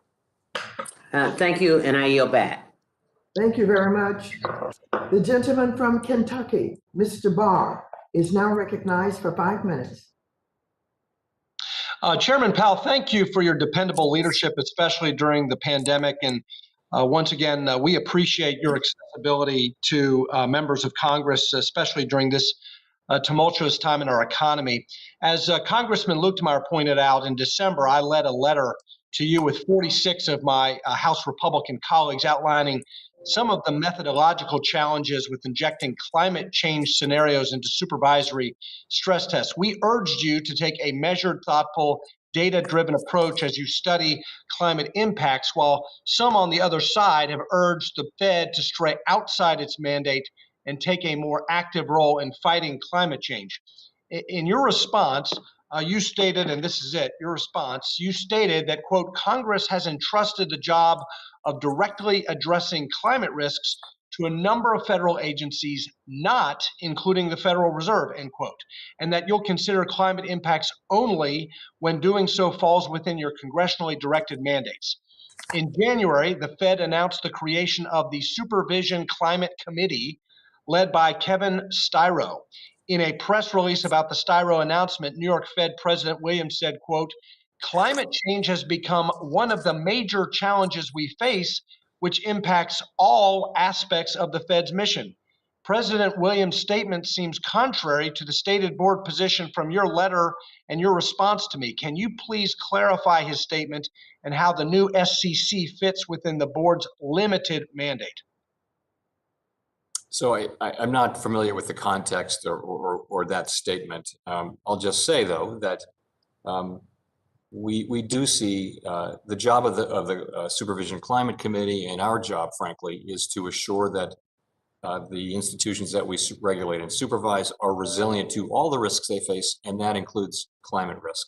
That's a conversation we're having. And by the way, all of the large and medium-sized financial institutions are already having that conversation too. Well, let's drill down a little bit about how expansive the Fed will get into this, because as you know, the Fed recently joined as a member of the Network for the Greening of the Financial System. The NGFS has made some recommendations that, if implemented in the United States, could have harmful effects on U.S. banks and the businesses they serve. Our letter asks that you not import any NGFS standards that would harm the financial system or U.S. businesses, and in your response, you committed to this. How do you plan to evaluate NGFS proposals through the lens of upholding this commitment? Well, as I said in the letter, as my colleague and I said in the letter, we're not going to import anything into the United States that we don't think is appropriate for the betterment and support and safety and soundness of the U.S. financial system. But we're actually at a much earlier stage than any of that conversation would suggest. We're really engaged in outreach and in thinking about frameworks. We're talking to these institutions. We're talking to supervisory institutions here in the United States and around the world. So we're at an earlier stage than. Well, I suggest. And that's good to hear, but I do worry that injecting climate risk scenarios into stress tests could perpetuate the trend of debanking legally operating businesses like fossil fuels. In your letter, you commit that the Fed will not dictate what lawful industries regulated firms can serve. Even without a directive from the Fed, climate scenarios and stress tests may compel firms to debank certain industries to satisfy the spirit of the tests. My comment here is that limiting capital allocation to specific industries may itself have implications on financial stability and economic growth through lost jobs, higher energy prices, and compromised energy security.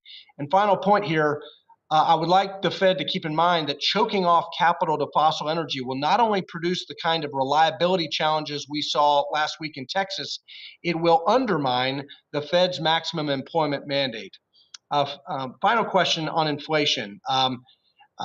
Yesterday, you said you weren't concerned about the threat of inflation, but some of the economic indicators are blinking warning lights for me. High asset prices, rapidly rising bond yields, elevated commodity prices, historically high year-over-year increase in the money supply as measured by M2. And these are on top of the unprecedented monetary and fiscal stimulus enacted last year and the $2 trillion fiscal blowout this week. Within the bounds of the Fed's new monetary policy framework for a long-term running average target for inflation, how high are you willing to let inflation get, and for how long before you step in?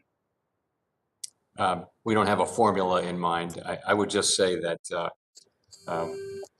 as I've said, earlier, we do expect inflation to move up, both because of some sort of technical calculation reasons called base effects, but also because we'll have a surge in spending perhaps later this year. We don't expect that will be particularly large, or even more, that it will be persistent, because it's in the nature of a one-time thing. Whereas inflation is a process that gets going over a period of years, and we don't think, and we're committed to the idea that it will not become a persistent thing. It is ultimately the credibility of the Fed and our commitment to our price stability mandate that holds inflation where it is. We haven't changed that. Well, thank you for monitoring that closely, and I believe my time has expired, and I yield back.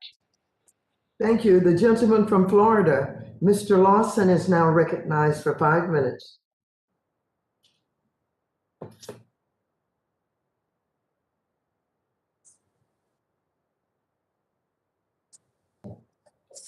Mr. Lawson is recognized for 5 minutes.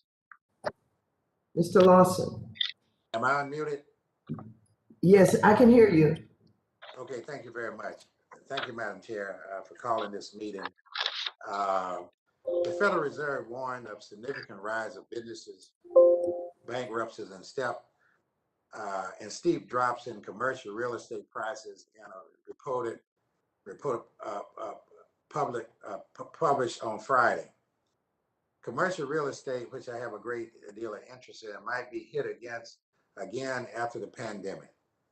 Some economists say an increase in people working from home could result in less demand for office space, while stepped up online purchases could force more shutdown of brick and mortar retail and additional vacancies at shopping centers.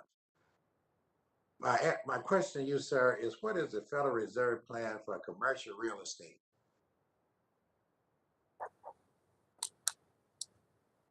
Well, we don't have a plan specifically for commercial real estate.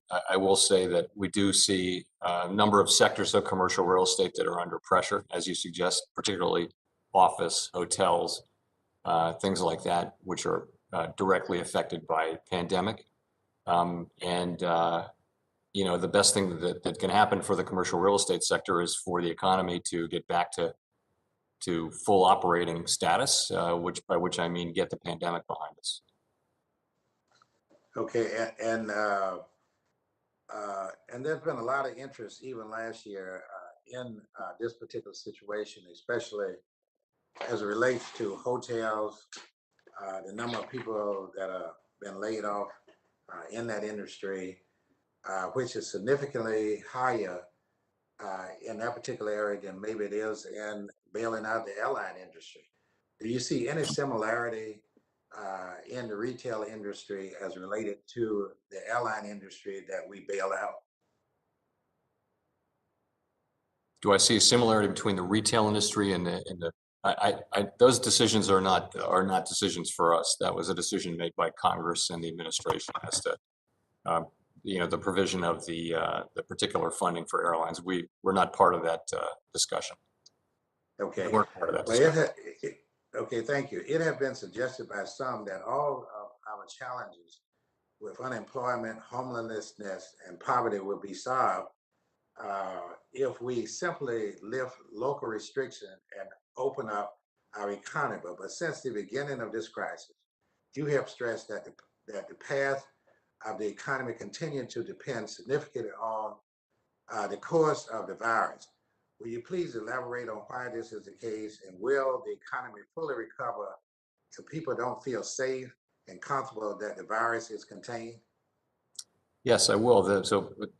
A big part of the parts of the economy that are not operating at full capacity are the ones that are affected directly by COVID. The rest, big parts of the economy are largely recovered or even fully recovered, but that part of the economy is not. And that's travel and leisure, hotels, entertainment, all those things. And you know, what those sectors really need is an end to the pandemic. And people will then become confident again that it's okay to stay in hotels, okay to go on vacations, okay to go to bars and restaurants. And I frankly think that'll take some time. And I think that is the single key factor in getting that done. That process started and then completed will be bringing the pandemic to a decisive end as soon as possible. You know, back in January, my time to run out, you stated that the winter months were going to be extremely hard on the recovery of the economy. Have you seen that your statement has been pretty much right in terms of where we stand at this point in the recovery in the economy? Yes, so we did go through a very large spike in cases. As you know, they're coming down sharply now. The economy did kind of go sideways for the last, through January. I mentioned in my testimony, 29,000 jobs a month. It was much higher last summer. And, you know, I think as the pandemic recedes, if it continues to recede, new cases are way down, hospitalizations are way down, then we'll begin to see, maybe fairly soon, we'll begin to see the job numbers start to creep back up. And hopefully this time that'll be consistent with keeping the virus under control, getting it really under control. Okay, thank you. With that, I yield back. Thank you very much. The gentleman from Texas, Mr. Williams, is now recognized for 5 minutes. Thank you, Madam Chairwoman. And also, Mr. Chairman, thank you for being before our committee today, this virtual setting. You know, you mentioned that there could be 6% growth. We've talked about that all day today by the end of the year. And I completely agree. Well, and they think got to be much faster than that. the fundamentals are there for the economy to easily rebound at this pace. The biggest obstacle I see that would prevent the level of growth from becoming a reality is individual states focusing businesses, forcing them to remain closed. Now, for states like mine, Texas, the great state of Texas, that have responsibly opened their economies, people are getting back to work. And in December, Texas added 64,000 jobs, while states that are still under heavy lockdowns like California had over 2,000 jobs lost over that same period. So as we talk about the next step in COVID relief, it needs to be focused on getting people back to work. So, Mr. Chairman, what would be the best allocation of resources that would incentivize reopening the economy?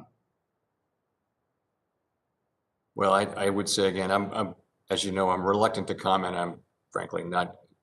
I shouldn't comment on the legislation that's under consideration, and I won't do that. But I'll say again that I think it's at this point the single biggest thing is to get people vaccinated and get the pandemic under control in a decisive kind of a way, and then the economy can fully reopen and people can get confident again that it's okay to resume their normal activities.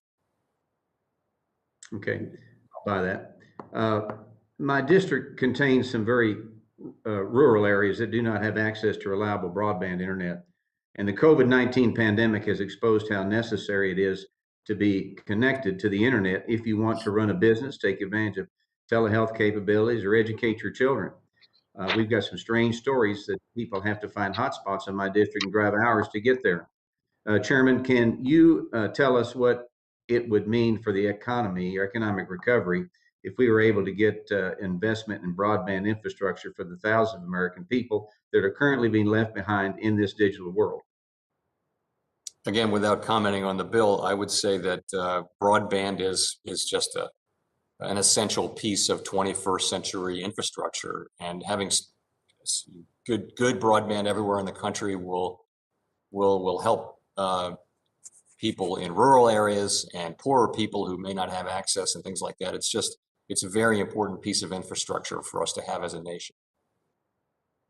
Well, it is, and surprisingly, like I said, in my district, a lot of rural America still does not have it. We need to get that, and I think we agree on that. Lastly, during the Trump administration, you were applauded for maintaining the independence of the Federal Reserve and focusing on your dual mandate of price stability and full employment. You're going to be pushed once again during the Biden administration to use the power of the Federal Reserve to pursue additional political goals, such as addressing income inequality or climate changes. And I just want to reiterate that some of my colleagues have already brought that up, and Congress is the body that must debate and act on these ancillary issues, not the Federal Reserve. So in closing, Mr. Chairman, can you tell us listening today why it's important for the Federal Reserve to stay independent and not act on the political needs of the moment? I will. I'll be happy to. The independence of the Fed from direct political control is an institutional arrangement that we think has served the country well, and that's why we have it. It's not something that's in the Constitution. It's a practice that we have. We don't engage in political discussions over here. We don't take politics into consideration or election cycles or anything like that. Nonetheless, we try to be extremely transparent and really work hard to stay in contact with the body that has oversight responsibility in our system of government, which is the two committees on Capitol Hill. That's where our oversight responsibility is, and we take that very seriously. Well, I will turn my time back. I want to thank you for the job you're doing and appreciate your the hard work that you've generated these last several years. So thank you very much. And Madam Chairman, I yield my time back. Thank you. The gentlewoman from Iowa, Ms. Axney, is now recognized for 5 minutes. Thank you, Chairwoman, and thank you, Chairman Powell, for being here. It's good to see you. I want to focus on the labor market a little bit here. You said a couple of weeks ago that published unemployment rates have dramatically understated the deterioration in the labor market. And as I understand it, that difference is mostly about the decline in labor force participation. Is that correct? Yes, that is correct. So that's something that I clearly see in Iowa. Our unemployment in December actually fell back below 3.5%, but that ignores about 130,000 Iowans who've just left the labor force completely. Is that something that you will be looking at closely when it comes to determining if the economy is at full employment, those folks who have literally just left the market? Yes, it is. We say that we look at a broad range of things, and it's important to say that we look at the employment rate and employment to population, in particular, as a statistic that combines labor force participation and unemployment. Okay, good. I'm happy to hear that. So changing course here a little bit, we've seen about 4 million people leave the labor force. Almost 60% of those have been women, despite them making up, of course, less of the labor force before the pandemic hit. And then we hit a 33-year low last month, and more than 1 million more women have lost their jobs than men. I would ask you, Chairman Powell, what do you think is the reason for this kind of disparity? And is that something you're going to consider when you're evaluating full employment? It's a combination of two things, I believe. One of which is that women are within the labor force overrepresented in those public-facing service sector jobs.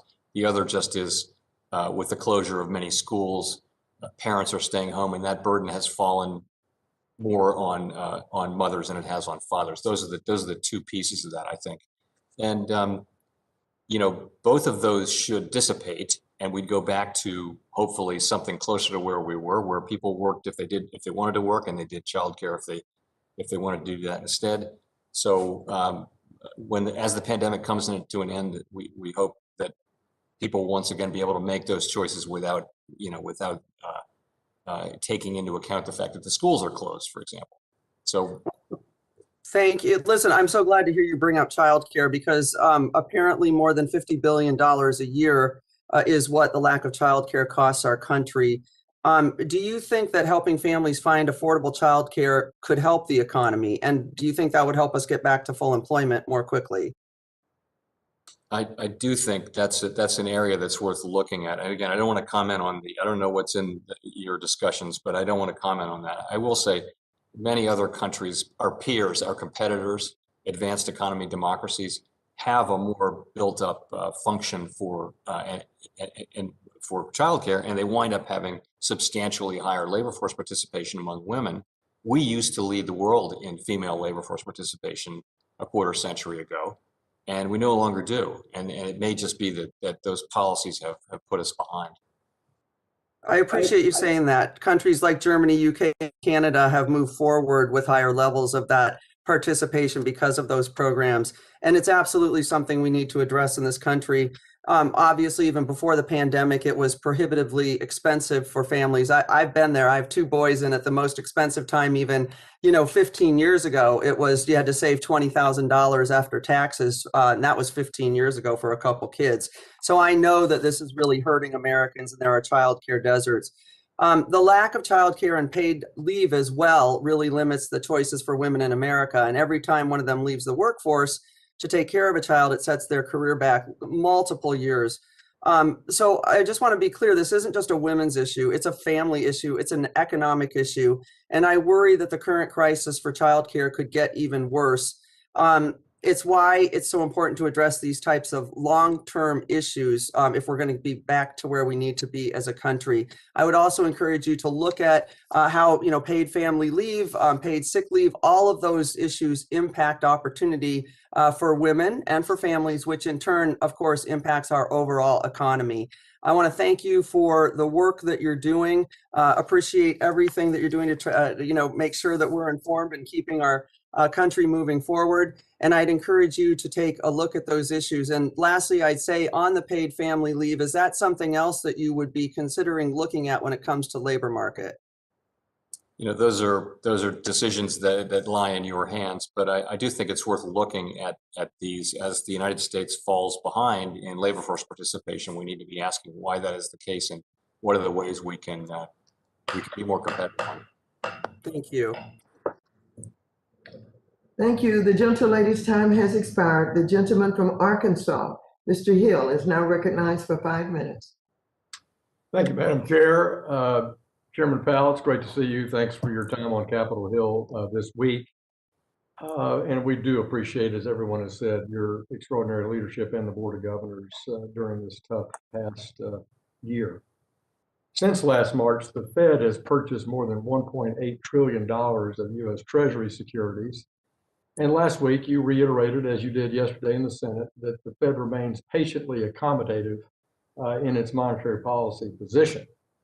But this extraordinary amount of accommodation is now coupled with the decision that the Treasury has recently announced, Chair Yellen, that they are planning on drawing down their cash account they hold at the Fed by almost $1 trillion, which would inject that directly into the economy. My question, Chairman Powell, is, has Secretary Yellen discussed with you drawing down the Treasury account? As a matter of long practice, I don't discuss my private conversations with elected representatives or with the Treasury Secretary. But of course, we're well aware. There's an ongoing staff level dialogue, about between Treasury and the Fed and the New York Fed about the Treasury General account and what the plans are for that. So we're well aware of it. If $1 trillion was drawn out of that account and injected, do you think that could cause short-term interest rates, something you're very concerned about at the Board of Governors and a very keen focus on monetary policy? Could that cause short-term rates to go negative? So it could put downward pressure on short-term rates. Of course, our principal concern is that the federal funds rate be within the range that the FOMC has ordered it to be. And we have the tools to make sure that that's the case. And if that is the case, and it will be the case, that we'll be within our range, we'll be where we need to be.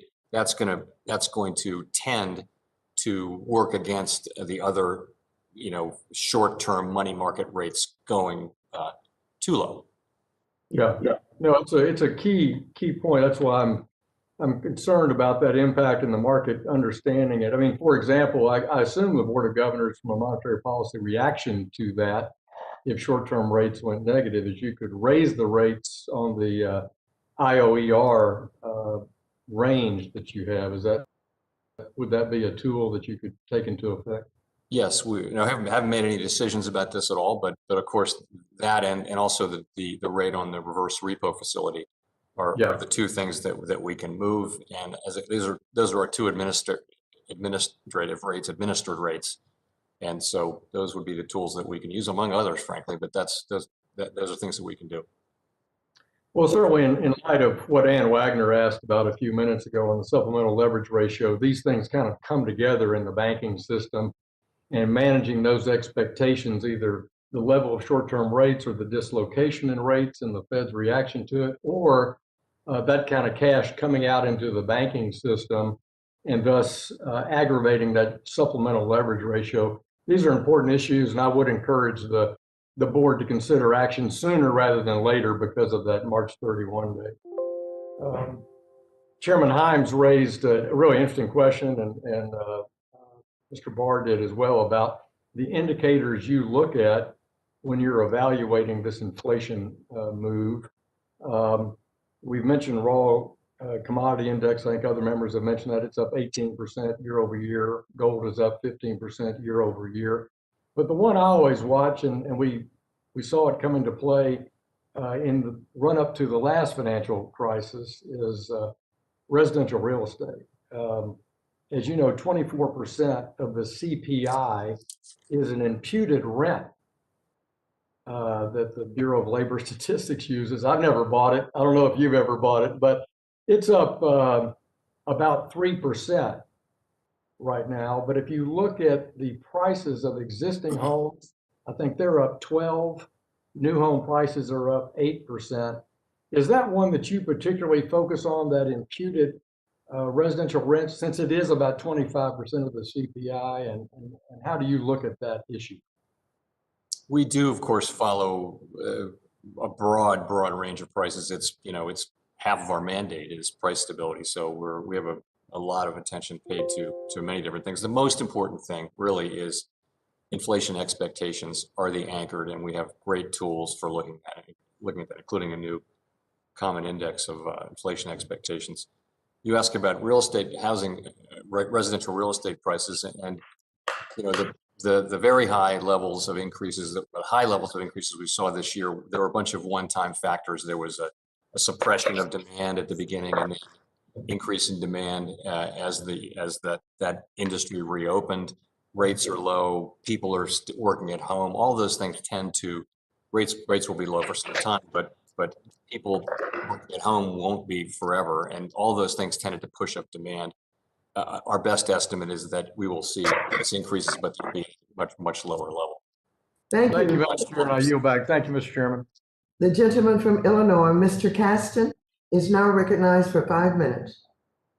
Thank you, Madam Chair. Mr. Powell, it is so nice to see you again, and I mean this genuinely. You have a hard job, and you've always biased in favor of clarity rather than opacity as you balance some of the political tensions of your job. And we appreciate that, and the country appreciates that. It makes our jobs easier.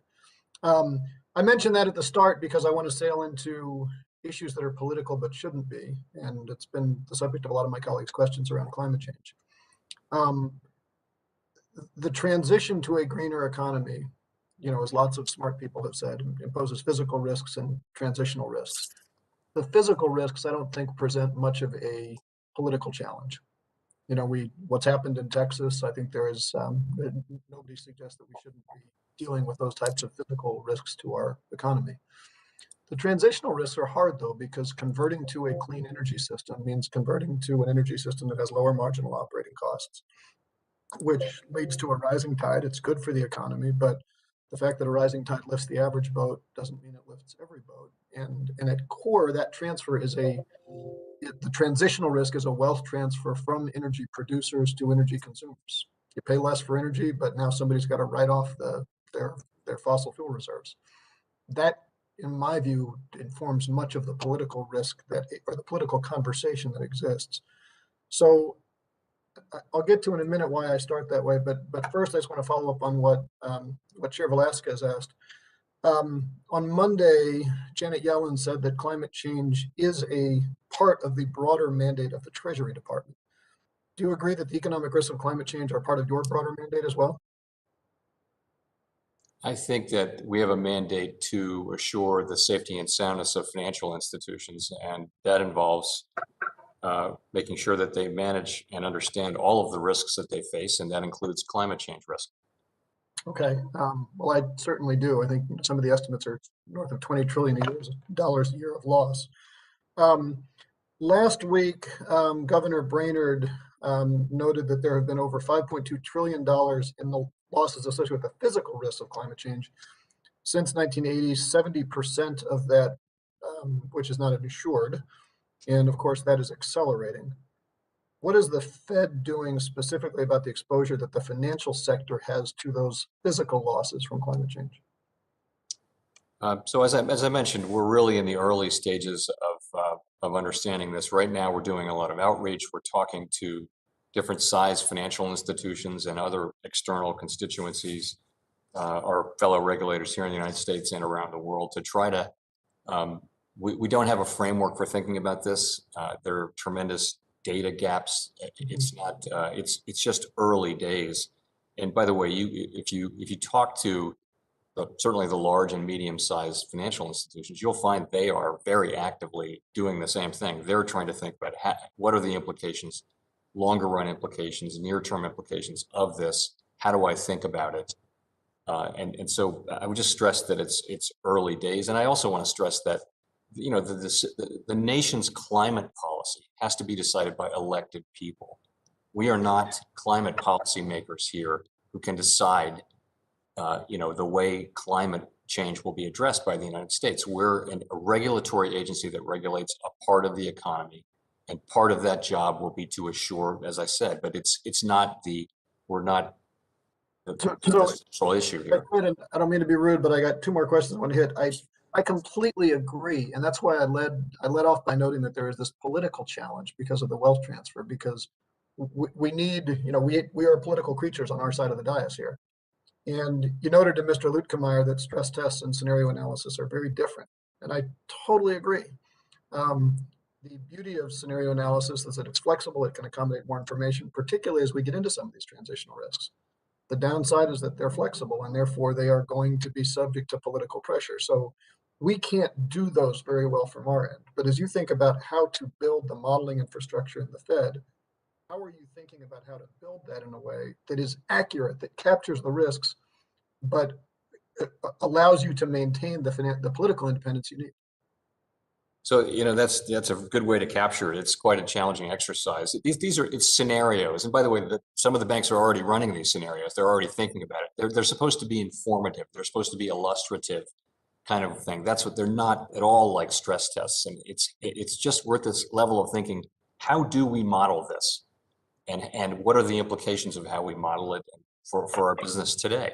One thing we'll do is the Bank of England is ahead on this. They're working on this, so we're very closely monitoring and in ongoing discussions with them. I just think there's a lot of work to do here before we can really, you know, make progress. Well, thank you. I yelled back a minute ago. Thank you. The gentleman from New York, Mr. Zeldin, is now recognized for 5 minutes. Thank you to the chairwoman for holding today's hearing and the ranking member, Chairman Powell. You're one of the unsung heroes of responding to the pandemic. I want to thank you and your team for your efforts throughout 2020. That's also included standing up and fine-tuning the liquidity facilities. For example, the original municipal liquidity facility had excluded Suffolk County, which is my home county, but the Federal Reserve and Treasury listened to the concerns that I and others raised and lowered the population thresholds for the eligible issuers. This provided an important possible backstop for local governments concerned about liquidity when they issue debt. I appreciate the Federal Reserve's attention to this critical market and the commitment to remain vigilant of any problems as they arise, because we do need all levels of government working together. Another issue with which I'm concerned with is the rising national debt, which now stands at over $27 trillion. The scariest part of this issue is the fastest growing part of our federal budget is paying interest on our national debt. And that's right now operating at a time when interest rates are historically low. You testified before the Joint Economic Committee on November 13th, 2019, and you said, quote, "In a downturn, it would also be important for fiscal policy to support the economy. However, as noted in the Congressional Budget Office's recent long-term budget outlook, the federal budget is on an unsustainable path with high and rising debt. Over time, this outlook could restrain fiscal policymakers' willingness or ability to support economic activity during a downturn. In addition, I remain concerned about that high and rising federal debt can, in the long term, restrain private investment and thereby reduce productivity and overall economic growth. Putting the federal budget on a sustainable path would aid the long-term vigor of the U.S. economy and help ensure that policymakers have the space to use fiscal policy to assist in stabilizing the economy if it weakens." End quote. Those were the end of your remarks. I just wanted to cite. The national debt stood at roughly $23 trillion at that time. Since then, we've gone through a downturn due to widespread lockdowns as a result of the pandemic, and Congress has passed 5 bipartisan COVID-19 response bills. We are still struggling with a fragile economy, and many restaurants, small service industry businesses, and others still need assistance to succeed in rebounding from the pandemic. I've been supportive of targeted help. This can't be an across-the-board handout because someone's going to have to pay the bill. We definitely shouldn't be appropriating more funding in areas where they haven't even used the funding that's already been appropriated. Chairman Powell, I wanted to ask you to talk a little bit more about what you said in November of 2019 and why it still matters at this time for the future. I'd be glad to. So we're on an unsustainable fiscal path, which just means that even in good times, the debt is growing faster than the economy. That's kind of the one definition of unsustainability. And we need to get off that path. We will get off that path. I would say the time to prioritize those concerns is not now. It's when the time to prioritize those concerns is when we're close to full employment, when the taxes are rolling in, and we can do it without so much pain. Right now, fiscal policy is, I think, appropriately working, as I suggested in those remarks. Fiscal policy really came to the rescue in this episode with the CARES Act and the subsequent things that have been done. So I do think it's important to save that firepower for big times when it's really needed. And this is one of those times. At this time, the Congress is about to pass a $1.9 trillion COVID-19 related bill, but a lot of that spending won't be until 2022 or later. Some of that spending isn't even to be spent until 2014 or later. And I just want to know what your thoughts are on so much of that funding in this week's bill not even being used anytime this year. So I think it's not appropriate for me to insert myself into these discussions, which are really the province of you and your elected colleagues. We have a narrow and important mandate, and we're generally not consulted or part of these discussions, and that's appropriate. Chairman Powell, I appreciate your leadership. You really did a fantastic job responding to the pandemic, and I yield back. Thank you. The gentlewoman from Massachusetts, Ms. Presley, is now recognized for 5 minutes. Thank you, Madam Chairwoman, and thank you, Chairman Powell. When we last spoke in front of this committee 1 year ago, you thanked me for sharing the history of these Humphrey Hawkins hearings and the legacy of Coretta Scott King and her advocacy for a federal jobs guarantee. Today, we're in the midst of the greatest economic disaster since the Great Depression. And during the height of that crisis, the federal government created 4 million jobs in the winter of 1933. Chairman, you've noted that the goal of maximum employment will require more than supportive monetary policy. Would a federal jobs program succeed where monetary policy and the private sector have been unable to meet the need?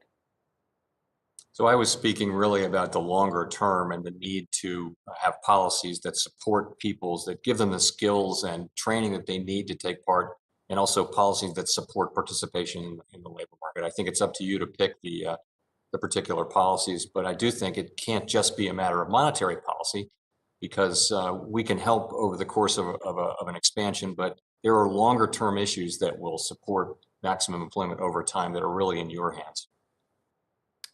Agreed. And the federal government can create jobs that meet the scale and speed necessary, I think, to meet this moment. Last week, I introduced House Res 145, a federal jobs guarantee, calling for just that. A central demand of the civil rights movement. A job guarantee is about more than just jobs and the dignity of work. It's about the necessary public services and critical but long neglected physical and care infrastructure we can provide. A federal job guarantee is our opportunity to achieve a just recovery as well as long-term economic equity. In this pandemic, as you're aware, Mr. Chair, women have lost 5.3 million jobs, a million more than men. Women of color have sustained the highest unemployment rates. In fact, in December alone, 154,000 women, Black women, left the workforce, the result of lost jobs and the caregiving crisis.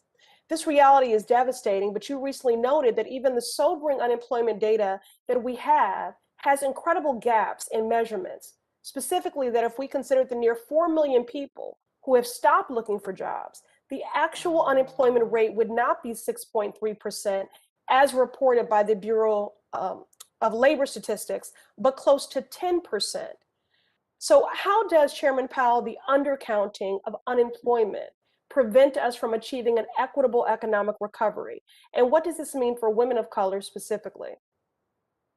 I think that the numbers, this is, by the way, it's not a criticism of the Bureau of Labor Statistics. They're very transparent about what they do. But conceptually, I think that you include those people who were in the labor force working and now they're out of the labor force, but they're actually unemployed, from my way of thinking. You know, women and women of color in particular are overrepresented in those public facing service sector jobs, which have been so hard hit, in hotels and restaurants, and so this downturn has just been terrible from the standpoint of affecting a group that already was financially less able to withstand those kinds of things. It's from that standpoint, particularly since we had begun to make significant progress, some progress on those issues, those longstanding disparities.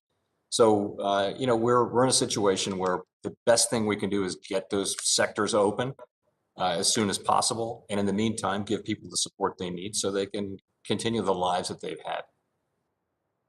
Sure. That undercounting, though, I do believe it's just another way that our economy renders invisible and further marginalizes those workers consistently who are the last ones hired and the first ones fired, particularly true for our disabled workers, LGBT, Black women, those who have been disproportionately, to your point, employed in the service sector, low-wage jobs that have been deemed essential, but are often treated as if they are dispensable. And that's not true only in a pandemic, but especially so. So Chairman Powell, looking to pass recoveries for the workers shouldering the heaviest burdens of this pandemic, will they recover their jobs as quickly as they lost them? What are your projections there? We don't have great confidence in our ability to project that, but I would say as the economy reopens, there should be a wave really of people going back to work in those sectors. The question is going to be, some of them will not be able to go back to work because, you know, we're hearing their surveys suggesting that those companies have been figuring out ways to do their business with fewer workers. And they're doing that all the time, but that process may have been accelerated because of this episode. So it's pretty likely that some of those people will not be able to go back to their old jobs, and they're going to need continued support and help to find their way in this post-pandemic economy, which will be a different economy. The gentleman's time has expired. The gentleman from Georgia, Mr. Laudermilk, is now recognized for 5 minutes. Well, thank you, Madam Chair, and Chairman Powell, thank you for being here. And let me tell you, the 4 years that I've been on the committee, it's been a roller coaster ride, especially with the pandemic, and I appreciate how you have worked with us during that time. I also want to thank you for the interim final rule that the Fed issued with the OCC and FDIC back in November that provided temporary relief for community banks from asset thresholds. As you know, pandemic relief programs, especially or particularly PPP, have resulted in rapid growth of our financial institutions' balance sheets. And as a result, several hundred community banks were on the verge of being subject to additional regulations because of having PPP on their books. So I appreciate you and the other agencies addressing that. And I think that's an illustration of how we can put partisanship aside and do what's best for the American people and for our banks. So a question I have is, I'd also like to discuss the Community Reinvestment Act, as others have done today as well. I appreciate your comment earlier today that you're working with the OCC and the FDIC to get on the same page. As you know, the pandemic has accelerated the use of digital platforms like mobile and online banking. What I'd like to know is, will you and the Fed take that into account during the CRA reforms? Yes, that is, excuse me, that is very much part of we understand that banking has changed, and that's one of the important ways in which it's changed, and that requires a rethink. It's been a quarter century since we had one, and that's a big part of why we're at the table. Well, I appreciate that. Last week we had a markup on this huge bill that's coming to the floor, and I would appreciate if our colleagues on the other side would have the same outlook of addressing the changes in technology as we attempted to have fintech included in the package, but weren't able to do so. So hopefully going forward, that will also become a bipartisan issue that we can work together. So another question, Chairman Powell, could you remind us for what you see for the economic outlook for 2021? I believe you said that the economy should bounce back strongly and may grow at a rate of 6% this year. Is that true? Well, so someone asked a question yesterday. They said, could it be 6%? And I said, yeah, it could be 6%. You know, that there's a range of estimates. I last made, we're constantly updating things, but we'll be doing another round of estimates for growth this year at our March meeting. We do quarterly updates. Of course, we're updating them in real time in the meantime.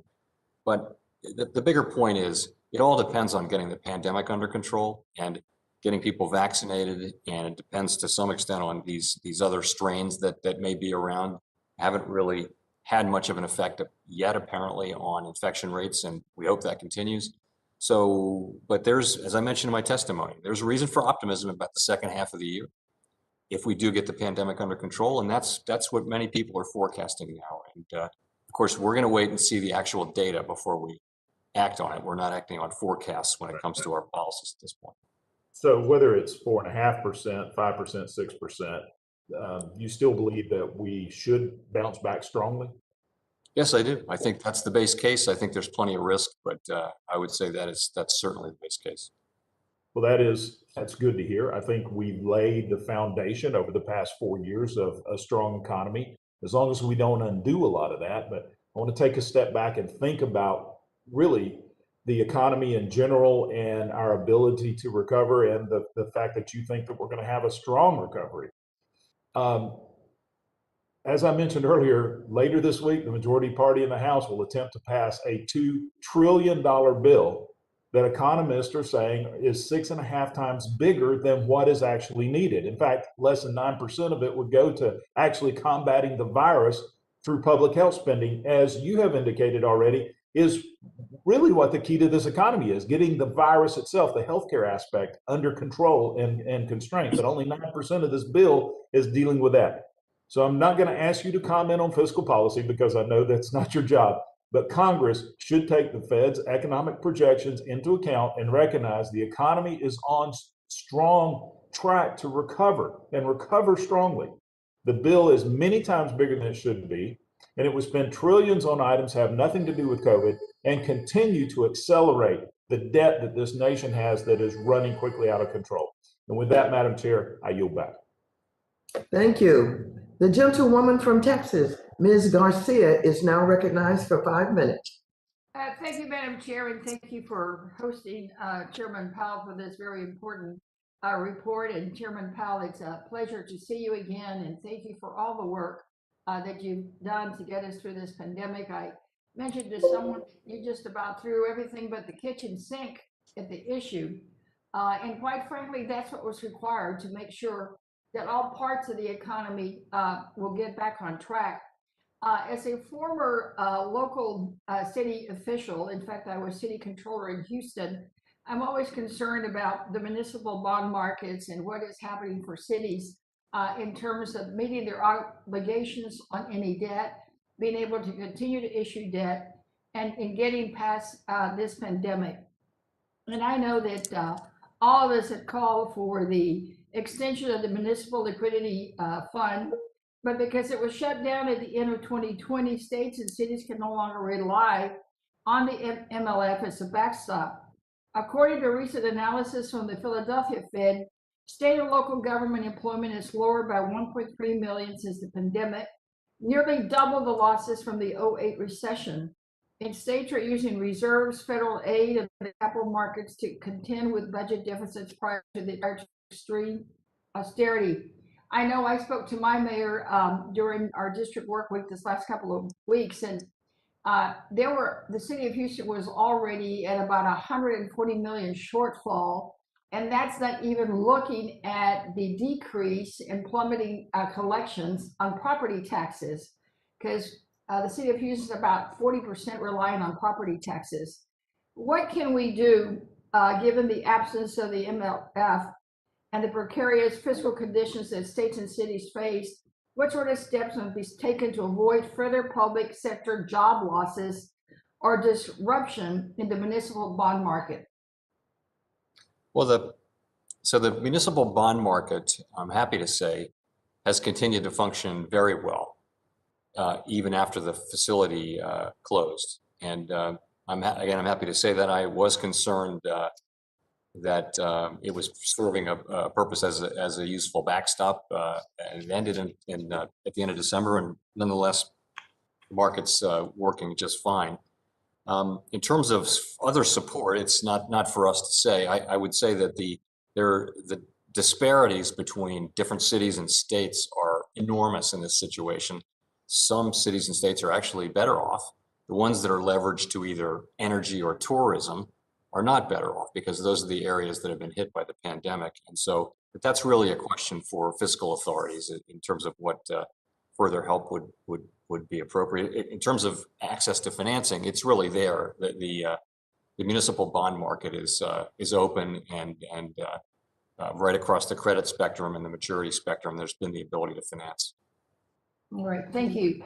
Also, during one of our previous visits, I had asked you about, I was curious as to why the poverty rates were not looked at more closely, in just like we look at unemployment. Because as you've noted already, the unemployment number is not perhaps the best true number of the people that are out of jobs.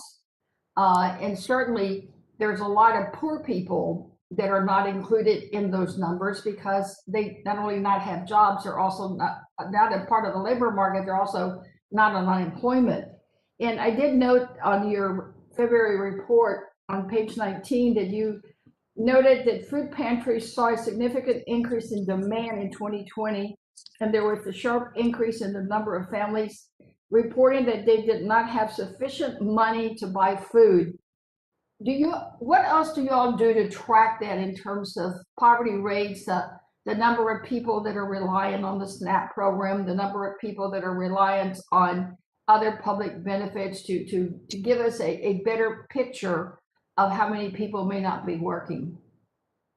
So we do look at all of that data. We don't collect that data. Other parts of the government do, and I think we've all been struck. How could you not be struck by the uptake at the food, in the food area, where people are in line, these miles long car lines to get food. It's some families are clearly in a place where they need help from the government just to feed their families. So it's a sign that that support is needed, and that we really need to get the economy recovered as soon as possible.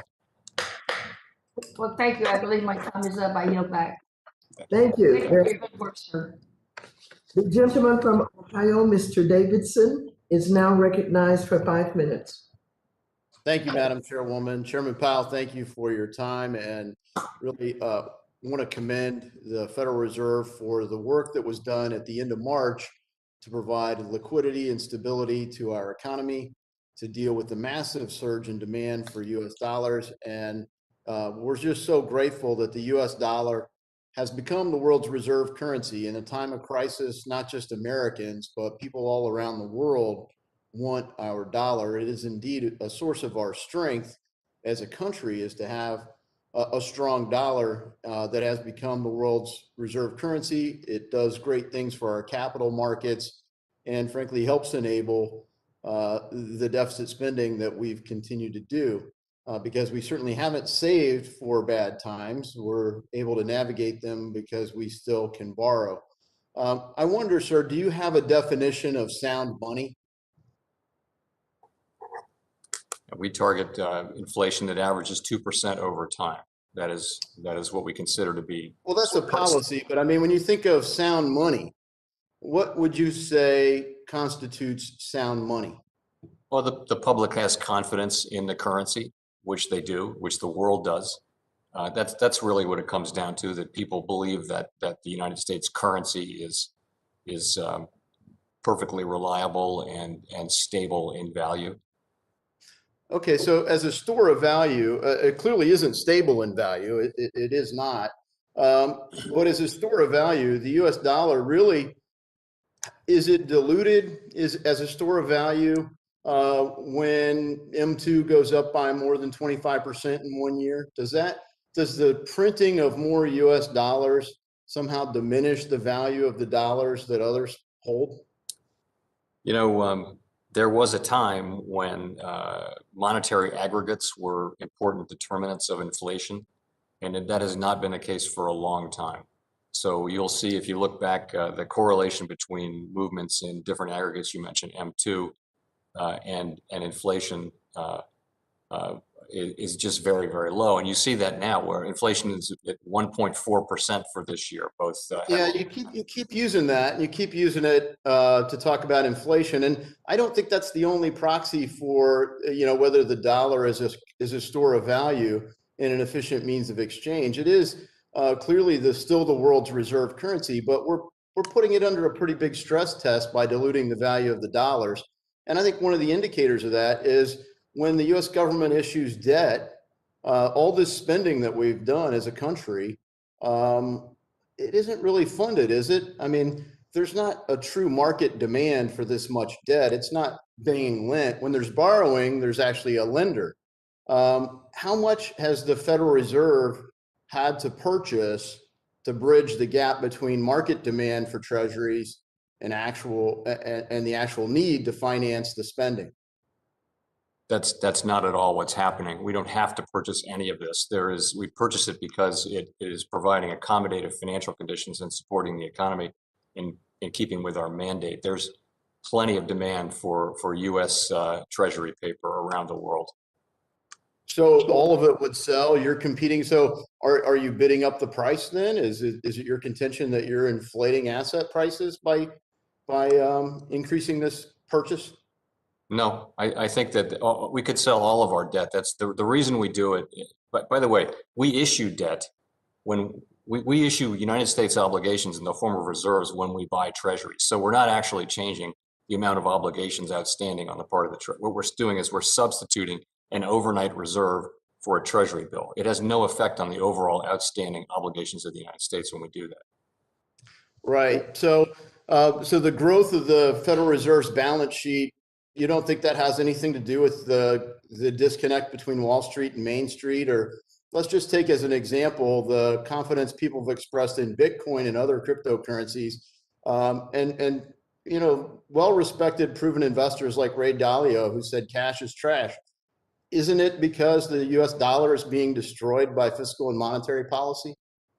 It's hard to say that it's being destroyed. I mean, if you look at, so another way to look at the dollar, if you mentioned the dollar, you can ask domestically what can it purchase, and that's a question of inflation. You can also look at it in terms of a basket of other currencies. And yes, I understand, but if you look at it, sir, the dollar is in time. The key to this is the Fed has done a horrible job at predicting asset bubbles. They have. And if the pensions are going up because the market prices are going up, people with marketable securities have their basket of wealth going up and wages aren't. Current consumption, teachers, for example, they have a great pension, but their current consumption isn't going up. So CPI lags what's going on in the investment. I think it's a big concern. And I would just implore you and the other members of the Fed to pay attention to monetary inflation, not just consumer price inflation. I yield. The gentlewoman from Georgia, Ms. Williams, is now recognized for 5 minutes. Thank you, Madam Chair, and thank you, Chairman Powell, for joining us today. Chairman Powell, the American people are looking to us to deliver a strong economic recovery. And as we work to vaccinate more Americans and end this pandemic, we're going to need smart fiscal and monetary policy to combat our country's economic downturn. So, Chairman Powell, you previously credited the past stimulus payments and unemployment benefits for helping jumpstart the economy. Given the current state of the economy, do you still believe these are tools that can both boost aggregate economic activity as well as help those disproportionately impacted by the pandemic? In principle, yes. I think that's what those tools do. I'm not commenting on the bill, though, that you're working on right now. I don't want to be heard to be supporting or not supporting the fiscal package that you're voting on this week. Understood. Do you believe that decisions made about fiscal and monetary policy can help determine the speed of a full economic recovery? Very much so. So could failure to use these tools delay our return to full employment, even if we get folks vaccinated quickly? Again, I'm not going to comment on fiscal policy. We're committed to using our tools until the economy is fully recovered. Chairman Powell, in your expert opinion, in what ways could monetary and fiscal policy be employed at this time to ensure our economic recovery is inclusive of communities of color and addresses racial economic disparities? So we don't have, our tools lift the entire economy and aren't targeted toward particular groups. But I will say that what we saw in the last couple of years of the long expansion was that at very low levels of unemployment, very high levels of employment, high levels of participation, we saw benefits going to those at the lower end of the spectrum, which means disproportionately African Americans, other minorities, and women. And we saw that happening pretty consistently over the last 2 years. So with our tools, what we can do is try to get us back to that place where we have a strong labor market, high levels of employment, high levels of participation, wages are moving up, and those benefits can be shared really broadly. That is really the main thing. It's not the only thing, it's the main thing that we can do. Thank you so much, Chairman Powell. And Madam Chair, I yield back the balance of my time.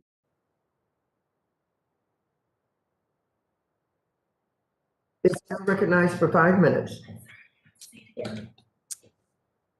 Madam Chair, the sound cut out. Would you verify that that's me, the gentleman from North Carolina?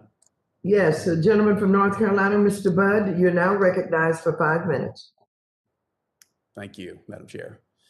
Chairman Powell, again, thanks for being here today. Massive $1.9 trillion COVID relief bill.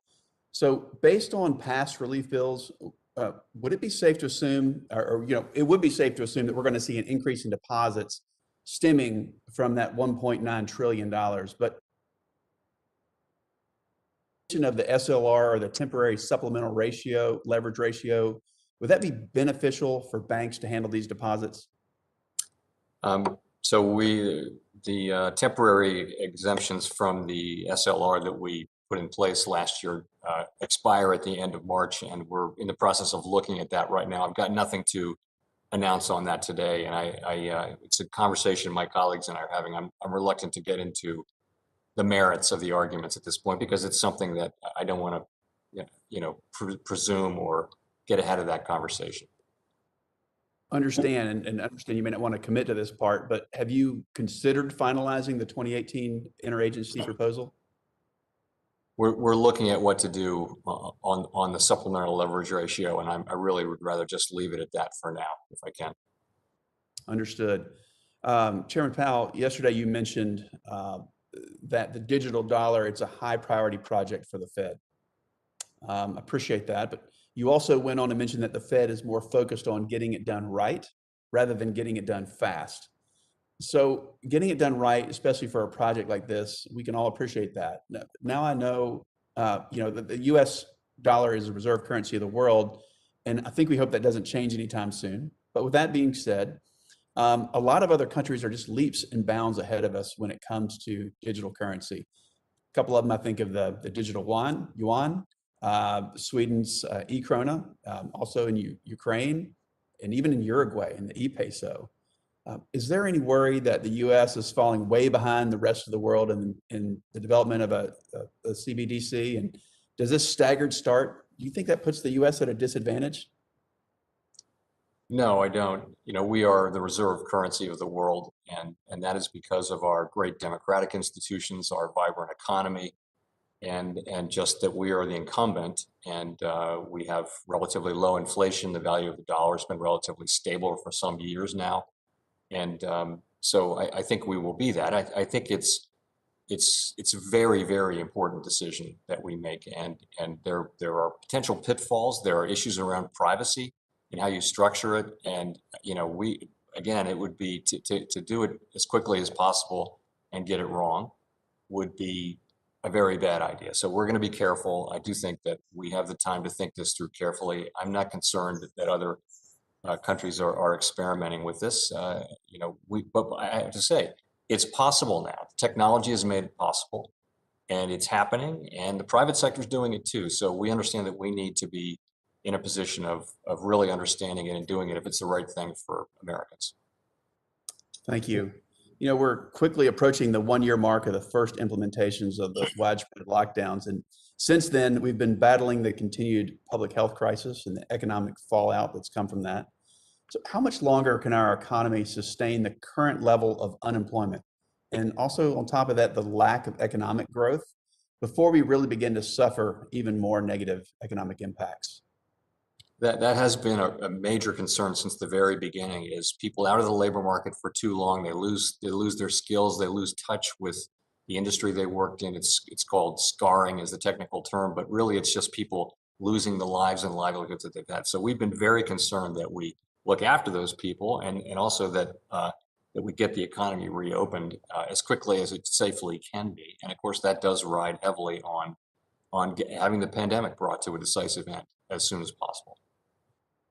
Any timeline? I mean, if we're now February, if we continue as is, how long before this scarring, as you called it, really has a negative economic impact that's even more permanent? It's very hard to say. If we, I would say that we seem to be on a path to avoid. We haven't seen the kind of scarring either among smaller businesses or among people that we have been concerned about. We haven't seen that. The labor market's come back faster. The level of bankruptcies has been lower. It's happening, but it's happening at a much slower pace. You see the cases coming down, you see vaccinations happening. We have the prospect of getting back to a much better place in the second half of this year. I understand. Thank you. And Madam Chair, I yield back. Thanks. The gentlewoman from Michigan, Ms. Tlaib, is now recognized for 5 minutes. Thank you, Chairwoman. Thank you, Chairman Powell, for being with us this afternoon.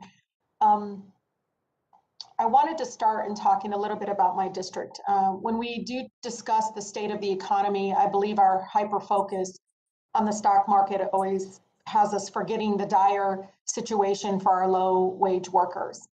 And let's remember that half of the American people do not own a single share of stock. And we continue to hear about how the stock market is booming and the economy is bouncing back. But where I come from, Chairman, we are not seeing that recovery. The national unemployment rate in December was 6.7% nationally again. But in Wayne County, Michigan, the district I represent, it was nearly double, 12.4%.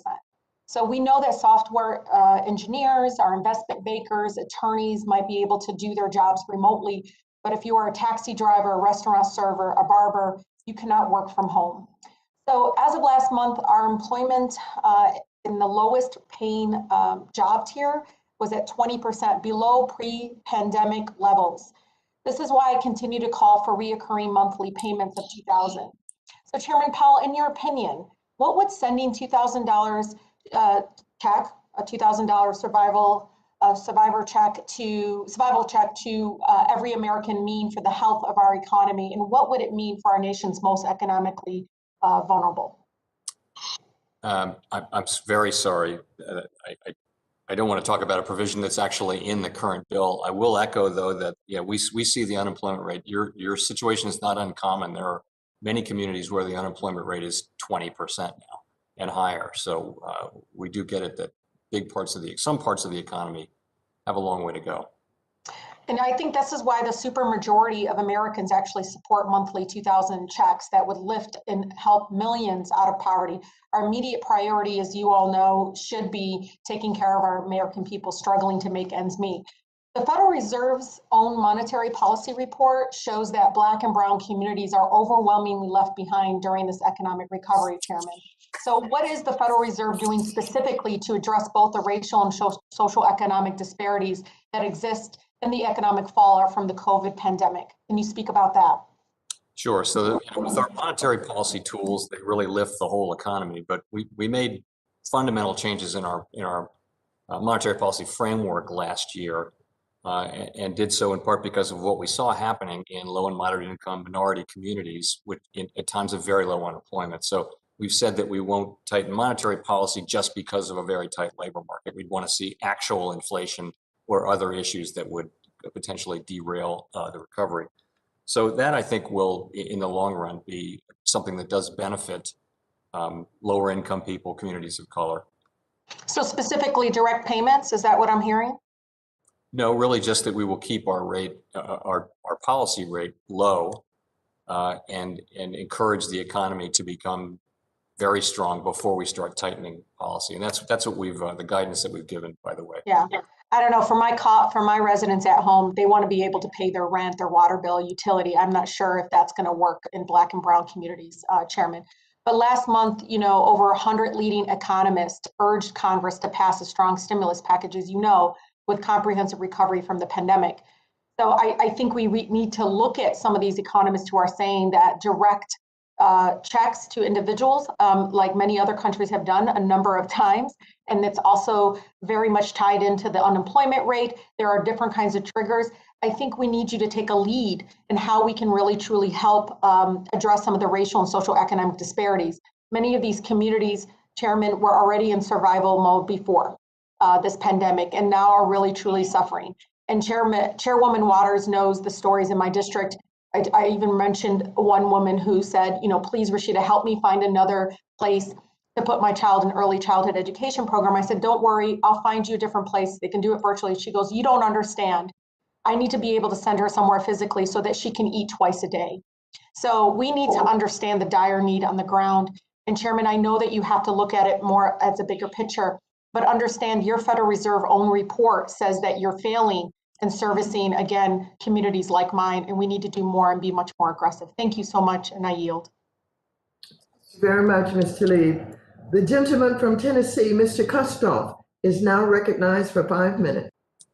Thank you, Madam Chairman. Women, thank you for calling today's hearing along with the ranking member. Chair Powell, thank you very much for your leadership over this last year during the tenure of your chairmanship, and especially the last year, because the economy really is performing much better than probably any of us would have thought a year ago at the onset of the pandemic, and your leadership is in large part a result of that. I do want to ask you, though, and I realize that we can all selectively pick out economic data, but on the heels of two things. One, the retail sales numbers that came out last week that were much stronger than I think anybody expected. And also, Chair Powell, with the CBO report that came out several weeks ago that predicted that the economy would grow by 4.6% in 2021 without any stimulus.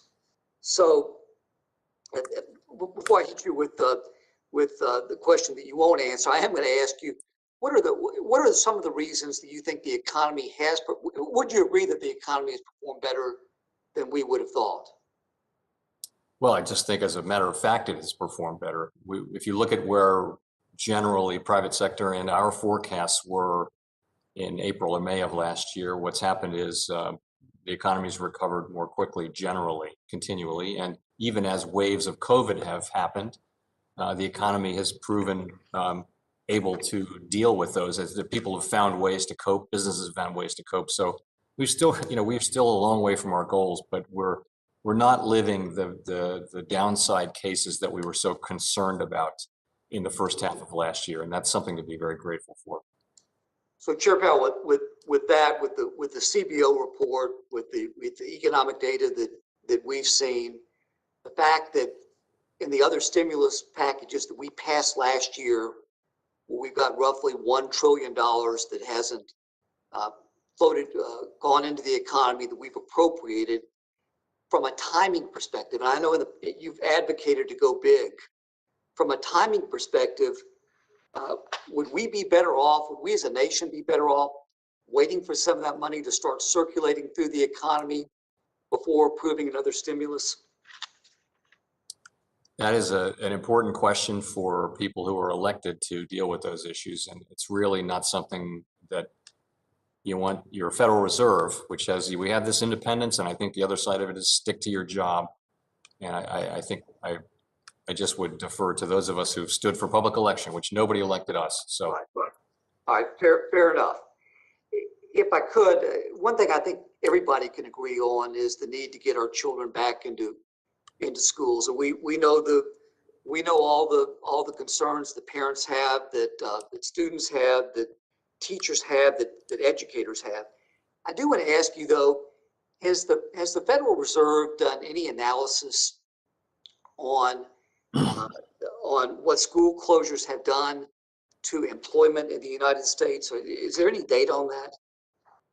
yeah, there's quite a lot of data on that. And there's also research that people are doing that tries to quantify, very difficult to do this with confidence, but tries to quantify the burden that kids who miss a year of in-person schooling will bear through their economic lives and the effect that'll have on the economy. So there's a lot of data and a lot of research. If you have something specific, we'll be happy to find that for you.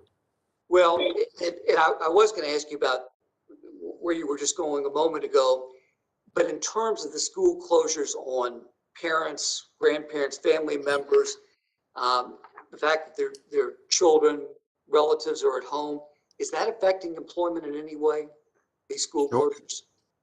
Well, yes. I mean, in particular for women, many women have, women's labor force participation dropped more and is still below that of men. The net drop went down and then moved back up, but the net drop is still larger than that for men. And that's because women have taken on more of the child care duties than men have in this time when kids are going to be at home. They're not going to be at school in many places. Thank you, Chair Powell. And last, if I could, a China question. About a month ago, China released some statistics that showed that their economy, in fact, grew 2.3% last year in the face of a pandemic. Very quickly, do you believe that data? It's always a good question. I don't have anything new to say on that. We don't have the kind of transparency into their data collection that we have for many of our other nations. But, directionally, it's probably about right. We don't know how precise it is or how accurate it is in measuring economic activity, but it's probably better at measuring the change than the level, if you know what I mean. Thank you, Chair Powell. My time has expired. I yield back. Thank you, sir. Thank you all so very much. I'd like to thank our distinguished witness for his testimony here today. Without objection, all members will have 5 legislative days within which to submit additional written questions for the witnesses to the chair, which will be forwarded to Chair Powell for his response. I ask our witnesses to please respond as promptly as you're able. Without objection, all members will have 5 legislative days within which to submit extraneous materials to the chair for inclusion in the record. This hearing is adjourned.